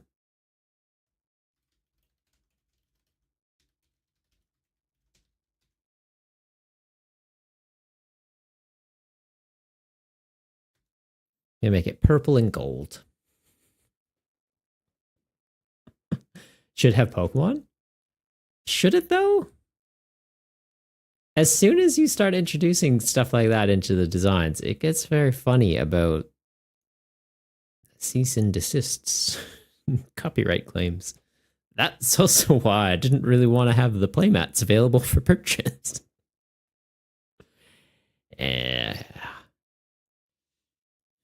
He's okay.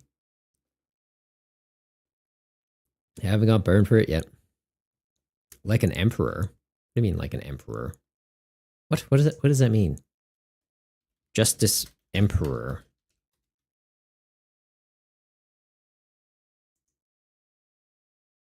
What?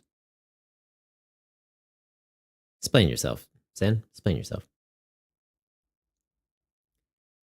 Jab, you've tried before to use AI to make an outline of something you're planning on making, but it looked really bad no matter how you worded it. Well, what were you trying to make? What were you trying to make?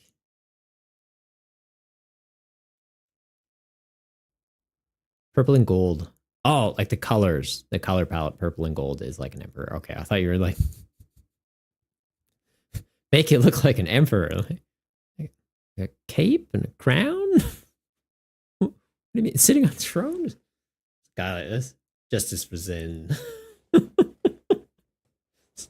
Dude in a gamer chair wearing a crown. Take care, Emma. Always a pleasure having you in stream, man. I appreciate you. Stay golden, you goober. And yeah, very keen to see what you cook up for tomorrow. Very, very keen. All right, Zen. Hang on, where did it go? Did I just delete the thing? I just randomly have this image on this scene for some reason. Okay. But yeah, like, are you thinking like that?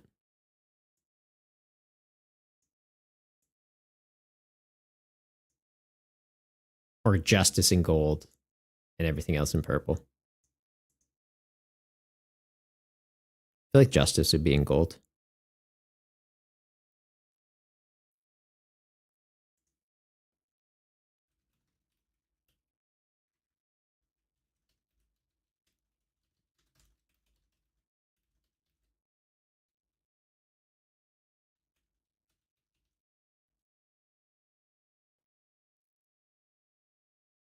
We'll switch it. We'll have the word Justice in gold. Now just have it as a watermark on all your live streams and videos.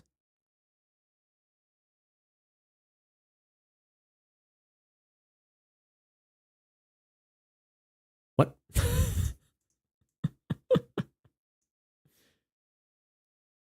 Wait, what are you on about, Zen? What are you on about? Okay, let's see. I was like, can I just fit it on the screen? That'd be kind of funny. I could probably finagle that with like a mask. I've done that in videos before where I just like green screen out this screen behind me and I just like have like a little GIF or something pop up in there. That's fun. A lot of effort, but fun.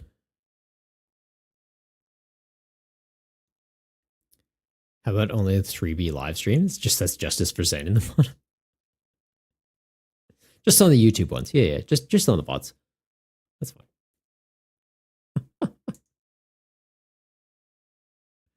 Oh, that'd be silly. Silly.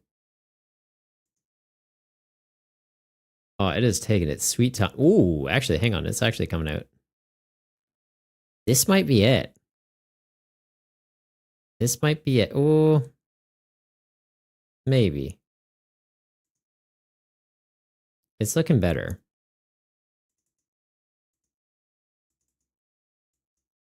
Thoughts?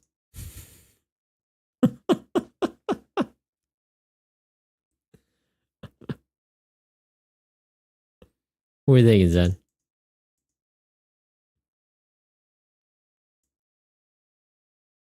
We'll just like hide it randomly in each stream and see if anyone notices.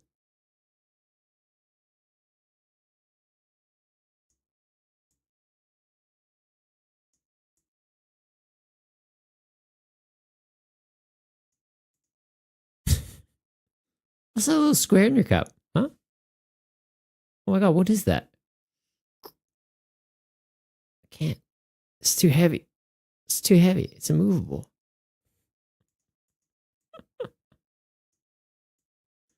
Oh my god, now it's in gibberish. There we go. It's kind of sick. I'm gonna steal it. No, I'm gonna put it on a t-shirt right now. It's kind of all right. Color shirt do we want it on? Well, actually, I feel like we have to remove the background part of it. Do some things. Am I just streaming this now, or are we just doing nonsense? I feel like we're just gonna do nonsense for the last little bit, guys. This is the one? No. This the one? What's supposed to be showing right now?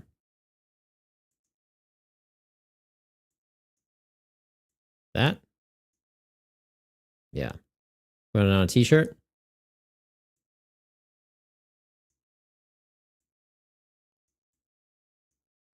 What are we thinking?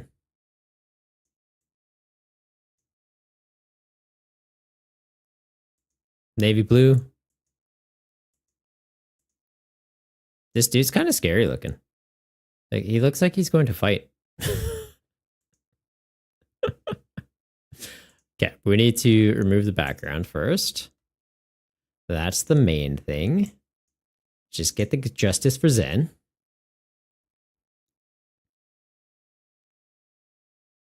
No, I'm making it onto a t-shirt. For real, can you say it? No. I'll sell it to you, Zen. This is funnier. This is funnier to me.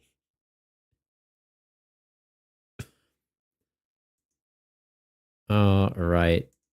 Red. Denim. Maybe. Embroidered? No, I think we just go printed. Embroidered feels like too fancy. What's the price difference? $2. Okay. We could go embroidered.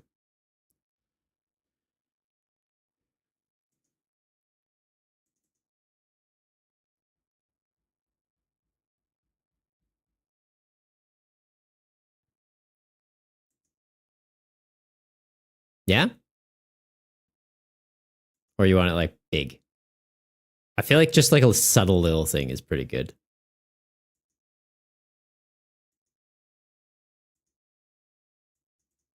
Right? So if we go big on the center, you cannot add artwork on a non-customizable area. What do you mean? You let me click this box. You told me this is customizable. Shenanigans. Or I could put it on the sleeve. Why can't I put it on the sleeve? Again, you've told me.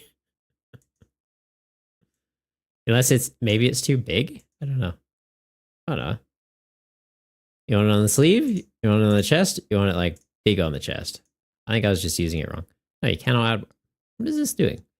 Shenanigans. Can I put mustache chew? What do you mean? I think it's just there. That looks cool. Zen, why are we even doing it? I don't know. Why not? Why not?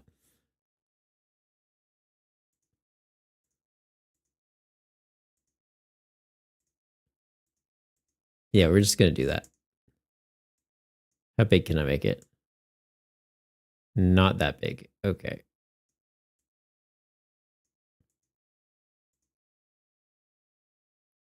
Done.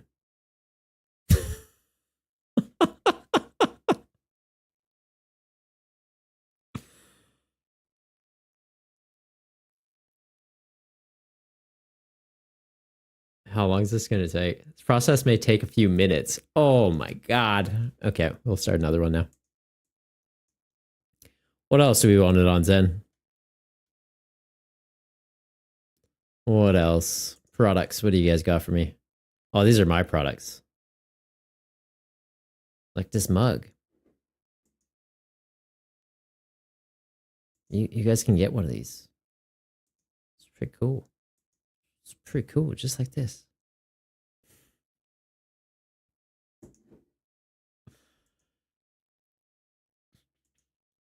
No, but I want products for new ones. What do you got? Browse all products. This is probably where I have to do it.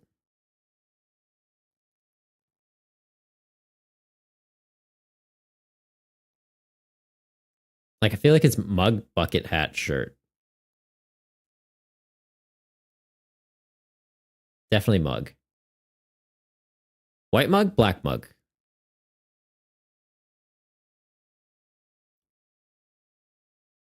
Black, white. So what's the colors on it again?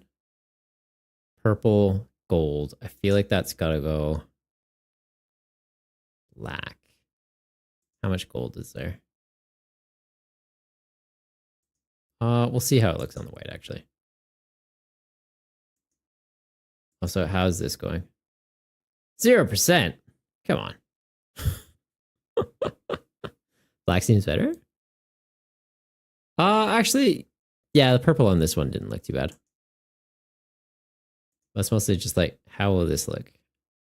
Low quality, upscale, sure. Please carefully check the upscaled art to ensure it is correct. Why is this struggling? I feel like I've got too many tabs open and it's just making it sad.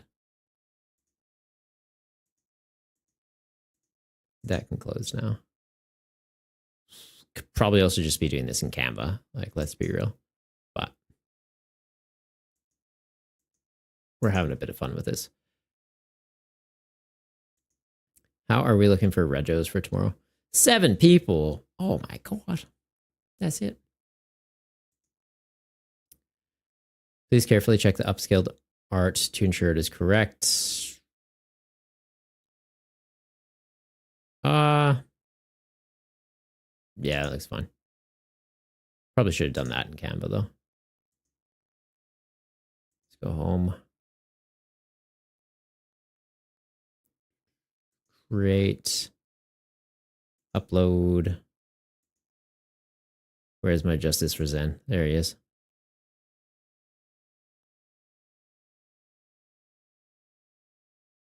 Edit image and just upscale this.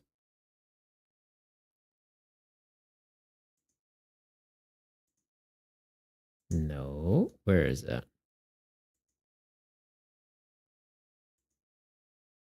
Am I blind? Where's the thing? Create design.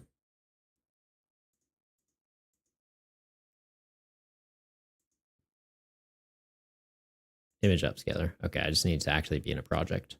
That's the issue. Make it 4 times better. How much better do you want it? All the better. Zen, is your provider cutting off your Wi-Fi again? Like, I'm in Australia, so I feel like they're always just doing that. Let's be real. Why is it coming through laggy for you guys?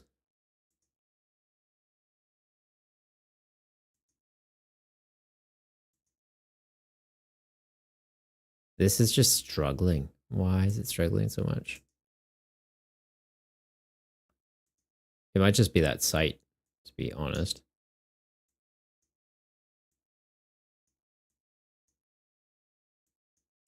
That's looking much cleaner.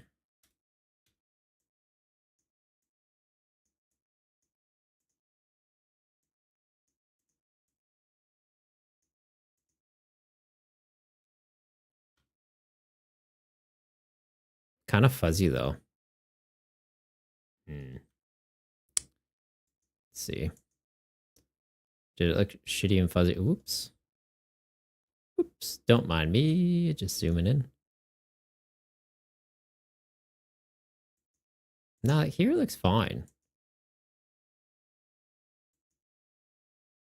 What if I just use this directly and we just do the background remover in Canva? Maybe it's just better. If I get it to upscale and then we remove it. Right, like this looks clean. I think it was just, yeah, the background remover site downscaled it. This looks much better. So let's go edit. Now try and upscale. Make it look a little bit cleaner and then background remove.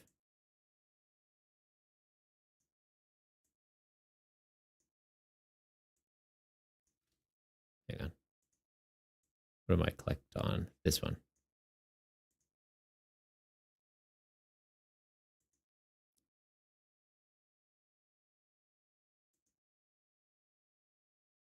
Image upscale. Oh.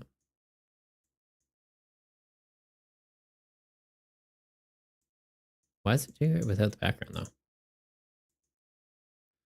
I think it's still latched onto like the original one. Seb, how you go, buddy? I was like, Triple, what are you doing? Why are we justice for Zenning? Because it's a lifestyle, man.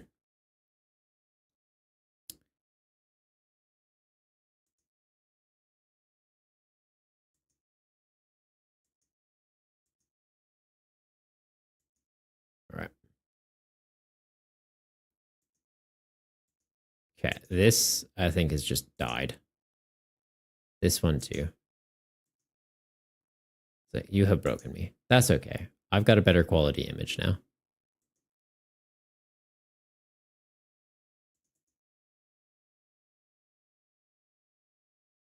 But apparently I didn't remove the background from. File. Download. Transparent background. That's what we needed to do.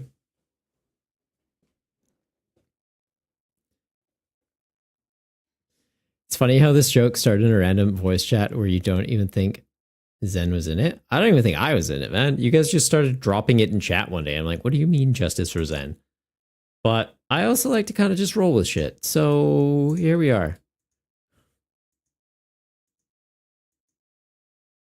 Here we are. Justice for Zen isn't a movement, it's a lifestyle. Exactly. See, Jap gets it. Why isn't this... I want this brighter. Okay, dark purple. How do I make you... Yeah, this one.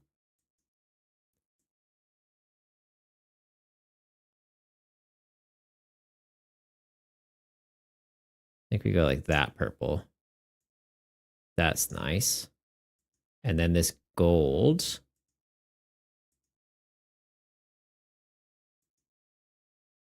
No. No. Gold. But not that gold. Let's make it brighter. Yeah, like we want it nice and bright, Zen, or you kind of want it dark?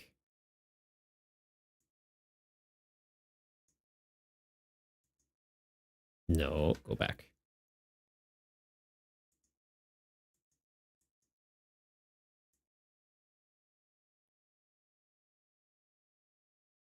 I think that looks pretty good.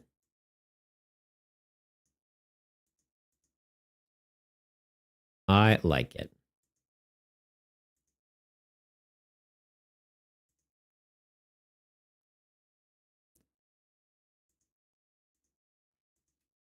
Wow. The chair's dropping.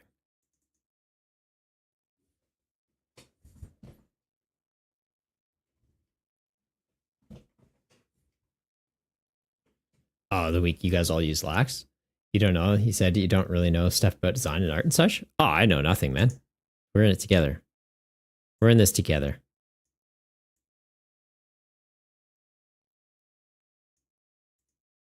Low quality, upscale. No, it's fine quality. Pewter, you keep saying that. Are you sure you want to continue? Some of your uploaded images appear to be in bad quality. This may result in... No, it's fine. I slightly scaled it up. It's a transparent background that is outside of your little box, and you're angry about that.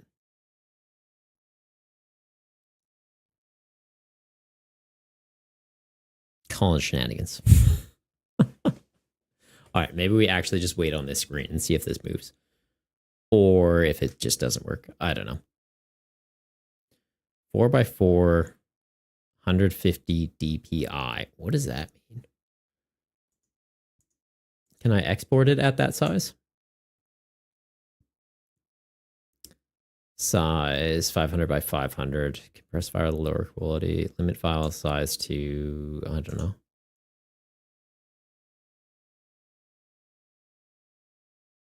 500 by 500 pixels. And what's it saying it in? DPI. What is DPI? 4" by 4". I guess we could be going by. Resize. Custom size. I want this 4" by 4". Is that an option? It is. Switch that to inch, 4x4. Resize this design. Beautiful. Seb, you submitted a job application yesterday and you know for a fact you're going to be reloading the page all day to see if they've reviewed it. That's exciting. What did you apply for?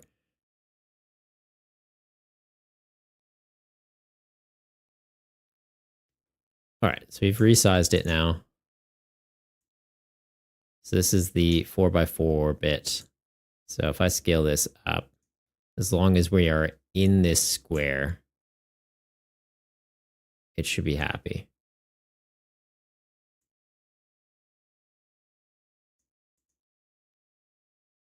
Okay. So now I go download transparent background.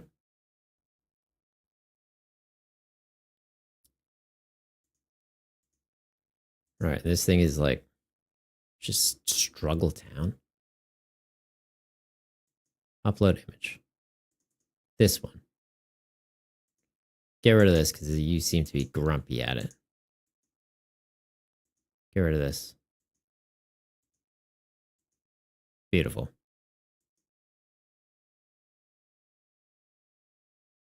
Like when I previously used this site, it was like 10 seconds. Okay, cool. Here's your design. Spits it out.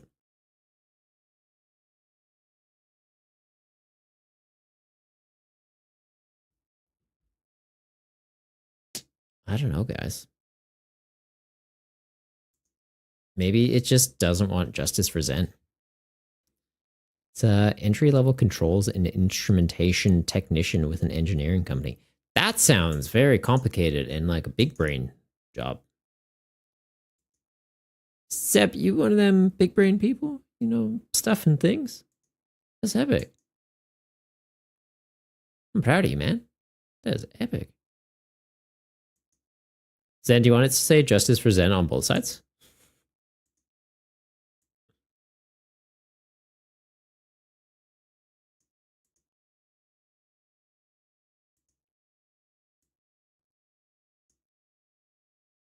Be the sizes your product will be offered on 11 ounce, 15 ounce, 20 ounce.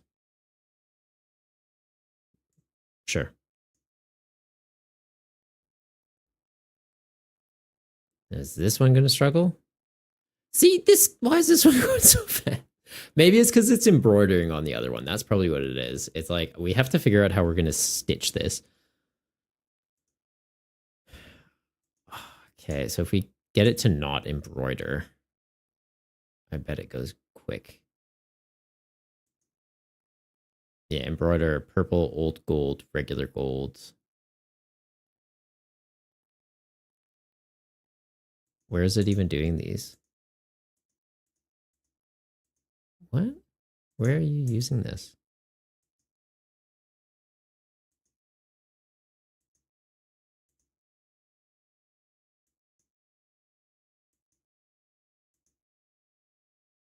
Have it in white, have it in black. Have it in gold.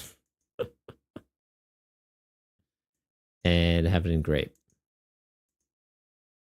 Sure. All right. I think, yeah, we just literally have to let this one go for a bit. Oh, no. Now it's like, yep, this is fine.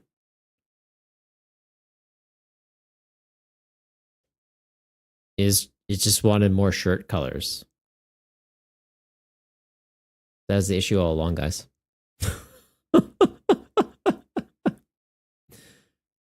Nah, both sides too busy. Joke's on you. You got ChatGPT to generate a very similar art. Well, joke's on you then. Look at this. It's done.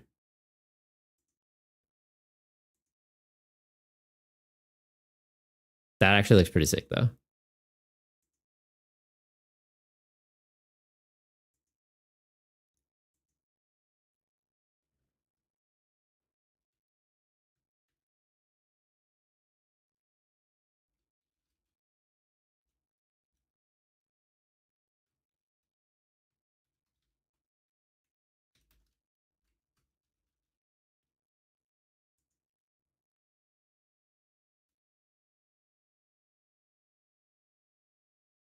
What would the description be?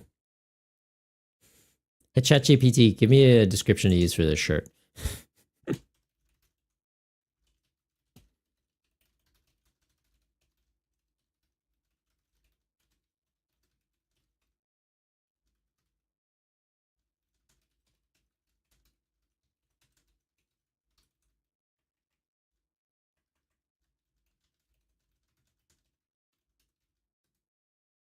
See what it gives us. Imagine going to a regional with that shirt.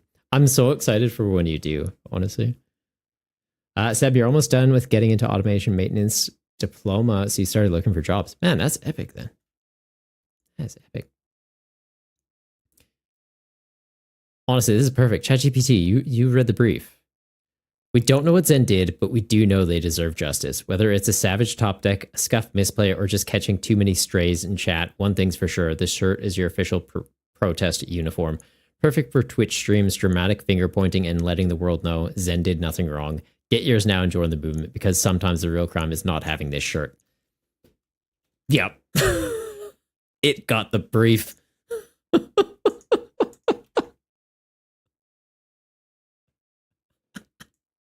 Oh, yeah. Well, I use it. That's the thing. I use it. I write my scripts and I'm like, hey, can you proofread this? Just like make sure that things kind of like flow naturally and I'm not doubling up. So like it knows my voice and it's just like, okay, this is how you would yap about this shit.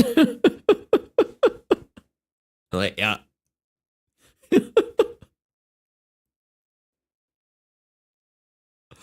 Oh, it's too good. Sell price $28, $10 markup. No, I don't know, 20. Your selling price must be okay. It's 22. I get $4 off this, sure. And then I guess it leaves room for me to put like promos on because I think I have it set that subscribers get like 10% off. I don't know. How much did you pay for a shirt? $22? Is that too much?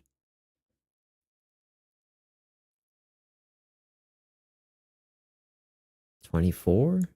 22 sounds fine.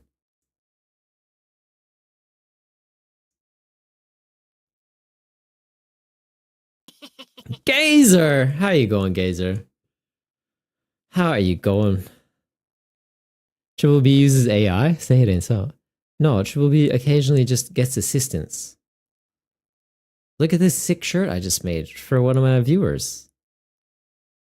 Hashtag justice for Zen. You want me to make you a Stay Golden Gazer shirt? Huh? Hey, my little buddy? My little can definitely do a backflip pal from the Americas? I don't know if you guys know this. Hold up. Gazer Beam, though.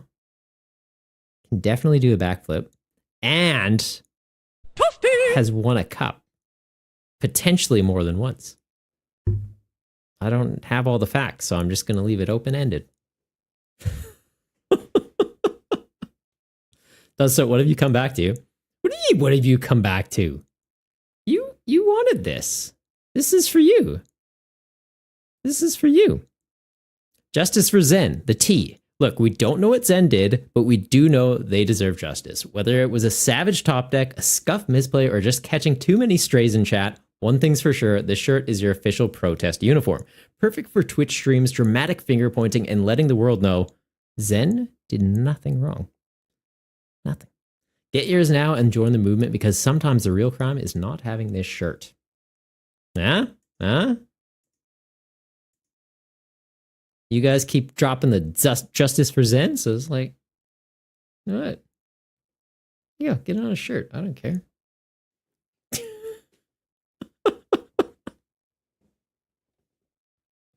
You're welcome.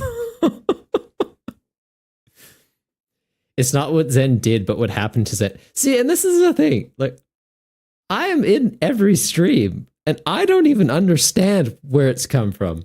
Zen is Zen, and Zen doesn't even understand where it's come from. Why? What is it? He's like, justice for Zen. I'm like, what did I do to offend him? You guys, 4 people bring Blocklax to a tournament. Zen didn't even participate in it, and then all of a sudden it's justice for Zen. I'm like, he wasn't even playing Blocklax. Please tell you it's up. It's up, man. It's up. We're going to put it on a mug, too. Zen, you do understand? Can you explain it to me? Because I'm so lost. What do we do? Oh, also, Gazer, if you're still here, Budget Build Battles tournaments have moved to Friday nights for the USA. So if you want to get in on that, just saying. We got one in an amount of time that will be on there and converted to your time zone. For me, it's in 11 and a half hours. I don't know how time works over there. I assume it would also be in 11 and a half hours, but your clock would say different numbers. But you never know. I don't know. Like, I'm not there to see it happen. So like, you'll say your clock is 1 second at a time. I say my clock's 1 second at a time. But are they really the same? Are they? You can tell my brain is running out of gas when. Hashtag justice for Zen. Hashtag justice for myself. I don't know, Zen. That just sounds narcissistic now, man.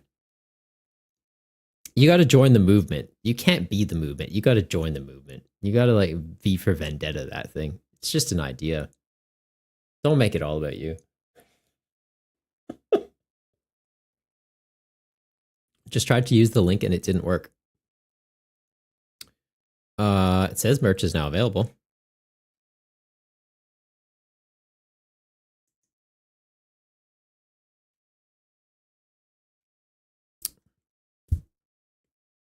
Let me give it a sus.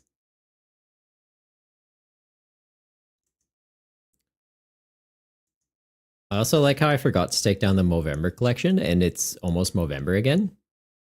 So like I could just leave the Movember collection. But yeah, I planned ahead.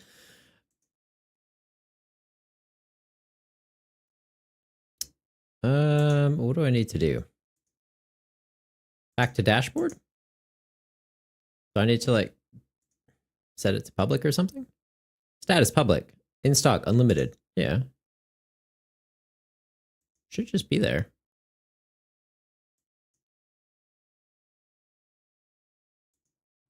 What's it saying for you, Duzda?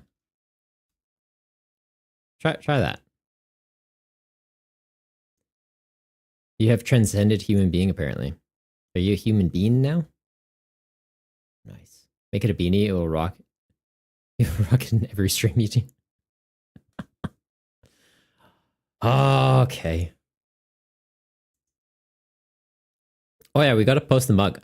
I think the mug looks good in white. That looks clean. I know you said, oh, maybe do it in black. That looks pretty clean. Look, and it's like it's dancing. All right, ChatGPT. Do this, but for a mug.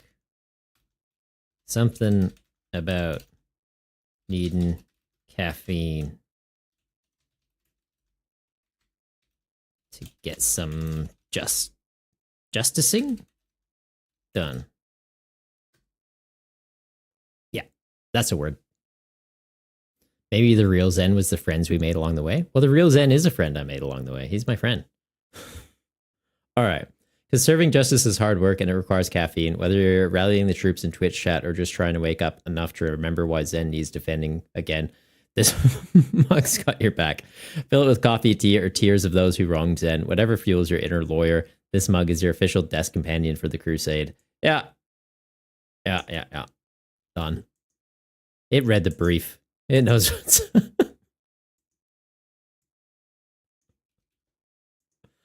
Oh, silly. There you go, Zen. Offer the design on more products. Yes, but I want... Oh, hoodie? No, not a hoodie. Playmat? No, the playmats from here look like shit. Fourth wall, if you're watching, apologies. But Quokka mouse pads. Now, there is a quality playmat. I've trained it, Dudsta. I've trained it. It knows me. Okay. Create another product. Yeah. You want it on a beanie? Beanie or a bucket hat? You said beanie. Where are the beanies? This is the one. That's the one I got the my logo on. These are actually good. Hang on. I'll show you the beanie.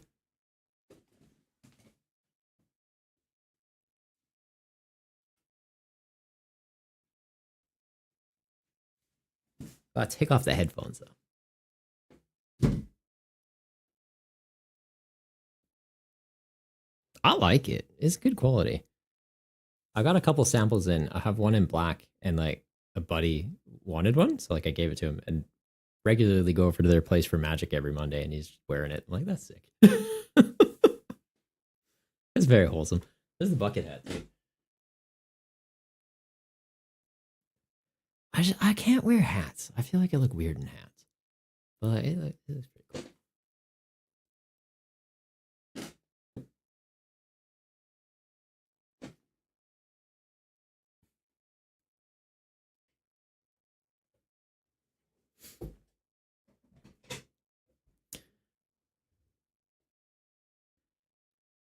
What is this? Sir, can I please have the image so that I can get it as sleeves? No, it does. I can't. It's intellectual property.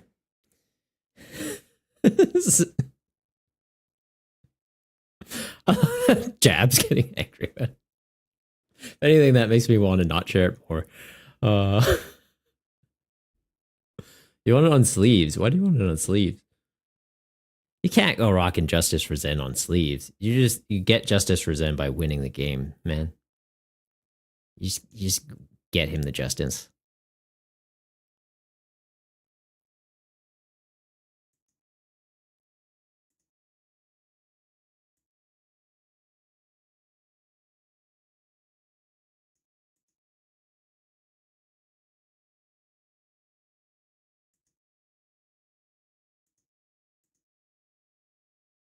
Hang on. Is this too big?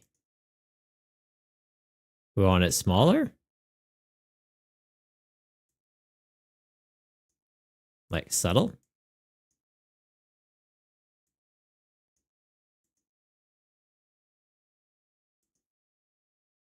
No, I feel like fill it out.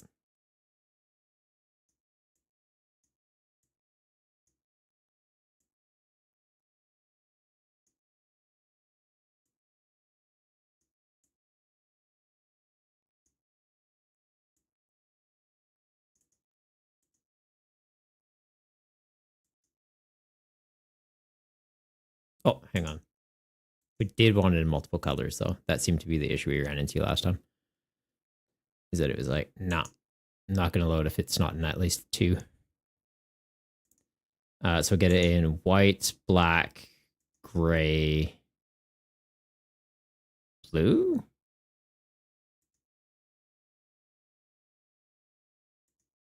White looks good. Gray looks fine.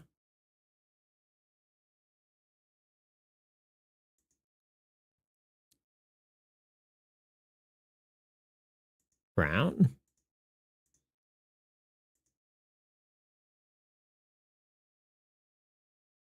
Brown looks okay. I think we move it up a little bit. Maybe shrink it slightly.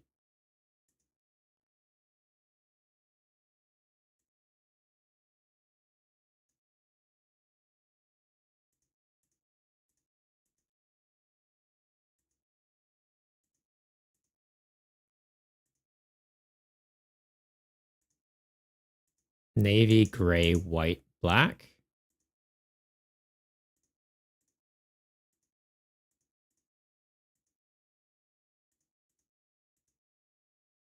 How's it looking yellow? Yeah, it looks okay.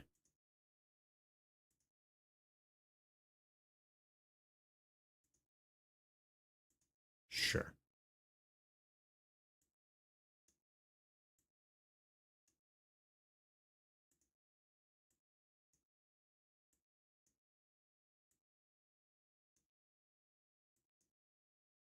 All right. There you go. Beanie. Being done. All right. I think we call it a night after this. I'm just doing random nonsense. This isn't even Pokemon in the slightest. And I need to get the buy list video edited and posted.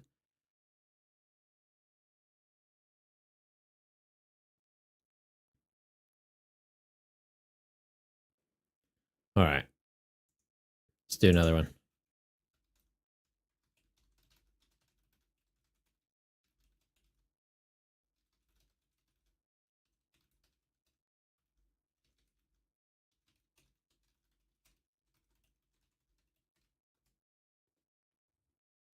There we go. Big is fine, but it's important. What's important? Excalibur. It's getting away.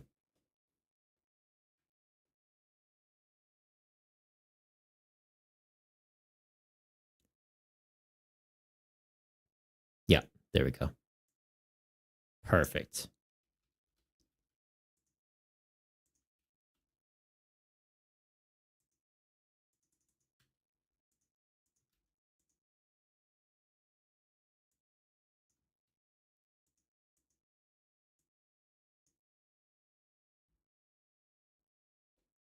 Done, Zen.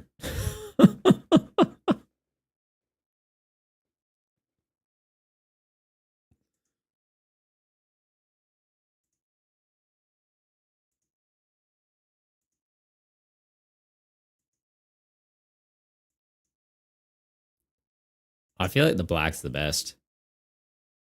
Black or the gray. Like this dark gray. I think that's meant to be navy.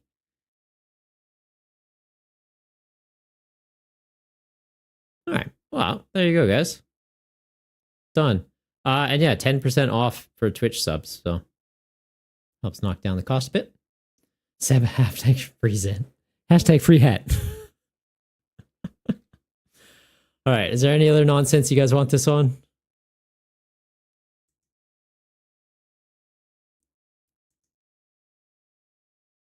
So now I just need to make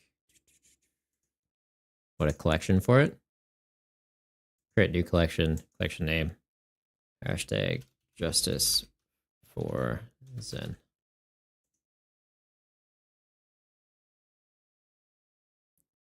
Add products. This. Save. Set a start time for when the product should be listed as public and end time for when they should be marked as sold out. Oh, we could make it as a limited. Zen, do you want like a justice for Zen month?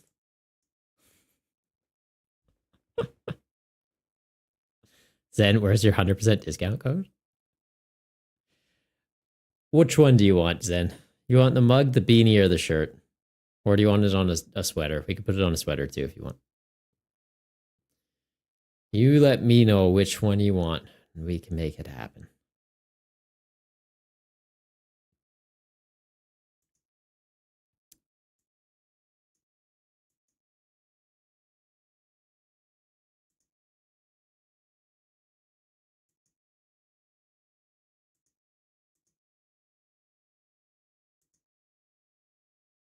How do I go to my actual site, though? Site design?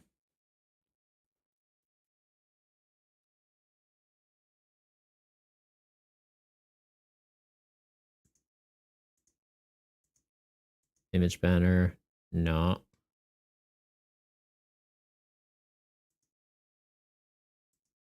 Should probably hide the Movember ones. July is now Zen Awareness Month. All right, Zen. Message me. Oh, I think I have the shipping details from when you got the playmat, right? If those are still up to date, let me know. You let me know, buddy.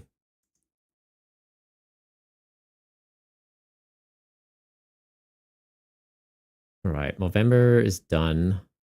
Why is that still up?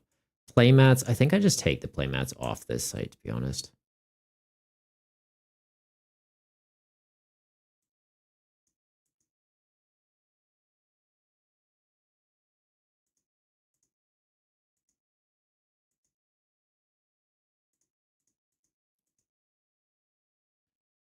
Realizing now that I'm telling you guys about stuff and not showing you what I'm doing. Also realizing that I have the Movember collection showing. And yeah, it is gone. Featured collection. That's fine. What's above the featured collection? Another featured collection. Okay. Collection. Justice for Zen. There you go, Zen.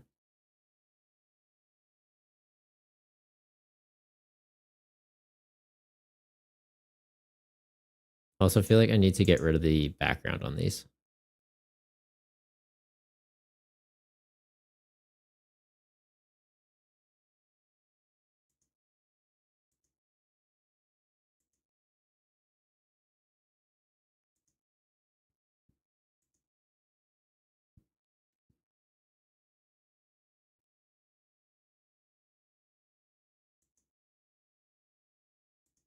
How do I get rid of the background on that? Edit product design?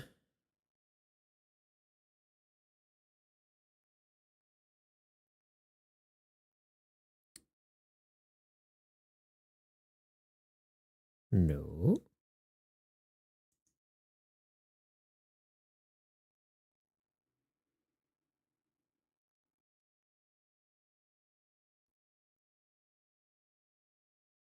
feel like there was a way to do it. For some of the other ones, I have it without the background. So it's Zen Awareness Month, where you do a bracket ranking every deck Zen has ever played.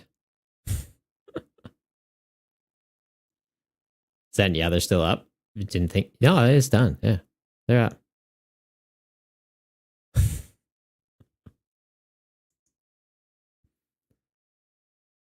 Advanced settings. This is a SoundScan product. Add digital download of this product. No, you can't download a shirt. Can you?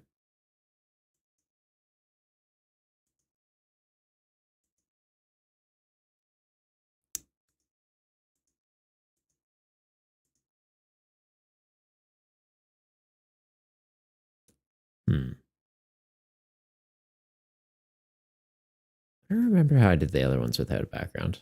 Maybe it's only like select things you can. Anywho, the Zen collection is up now. I hope you feel special. I don't do this for everybody. Don't even do it for myself.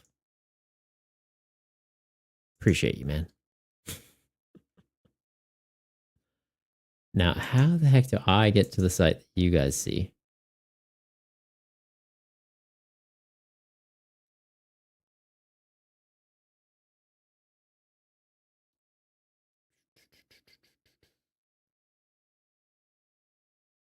This is actually going to bug me. Why can't I go there? Site design? Home.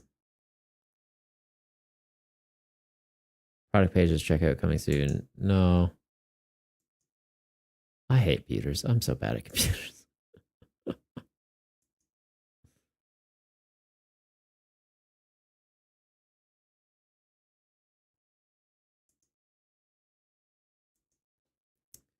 Where is the link I posted for you guys earlier? Where is that one? Sent it for Dudstead, didn't I? Kratos, how are you going, buddy? You don't even know who Zen is? Oh, man. Sorry, I missed you in chat earlier as well.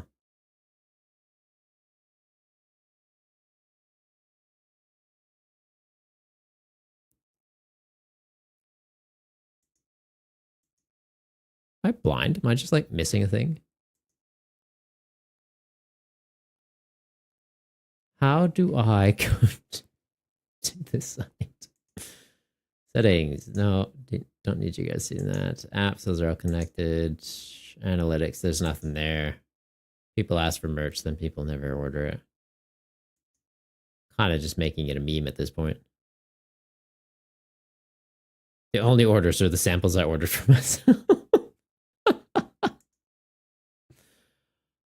All right.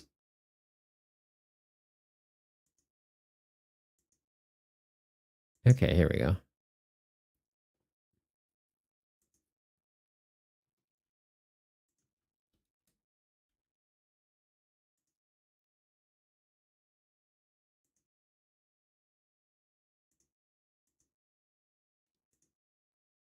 I'll post it in the Discord for you guys.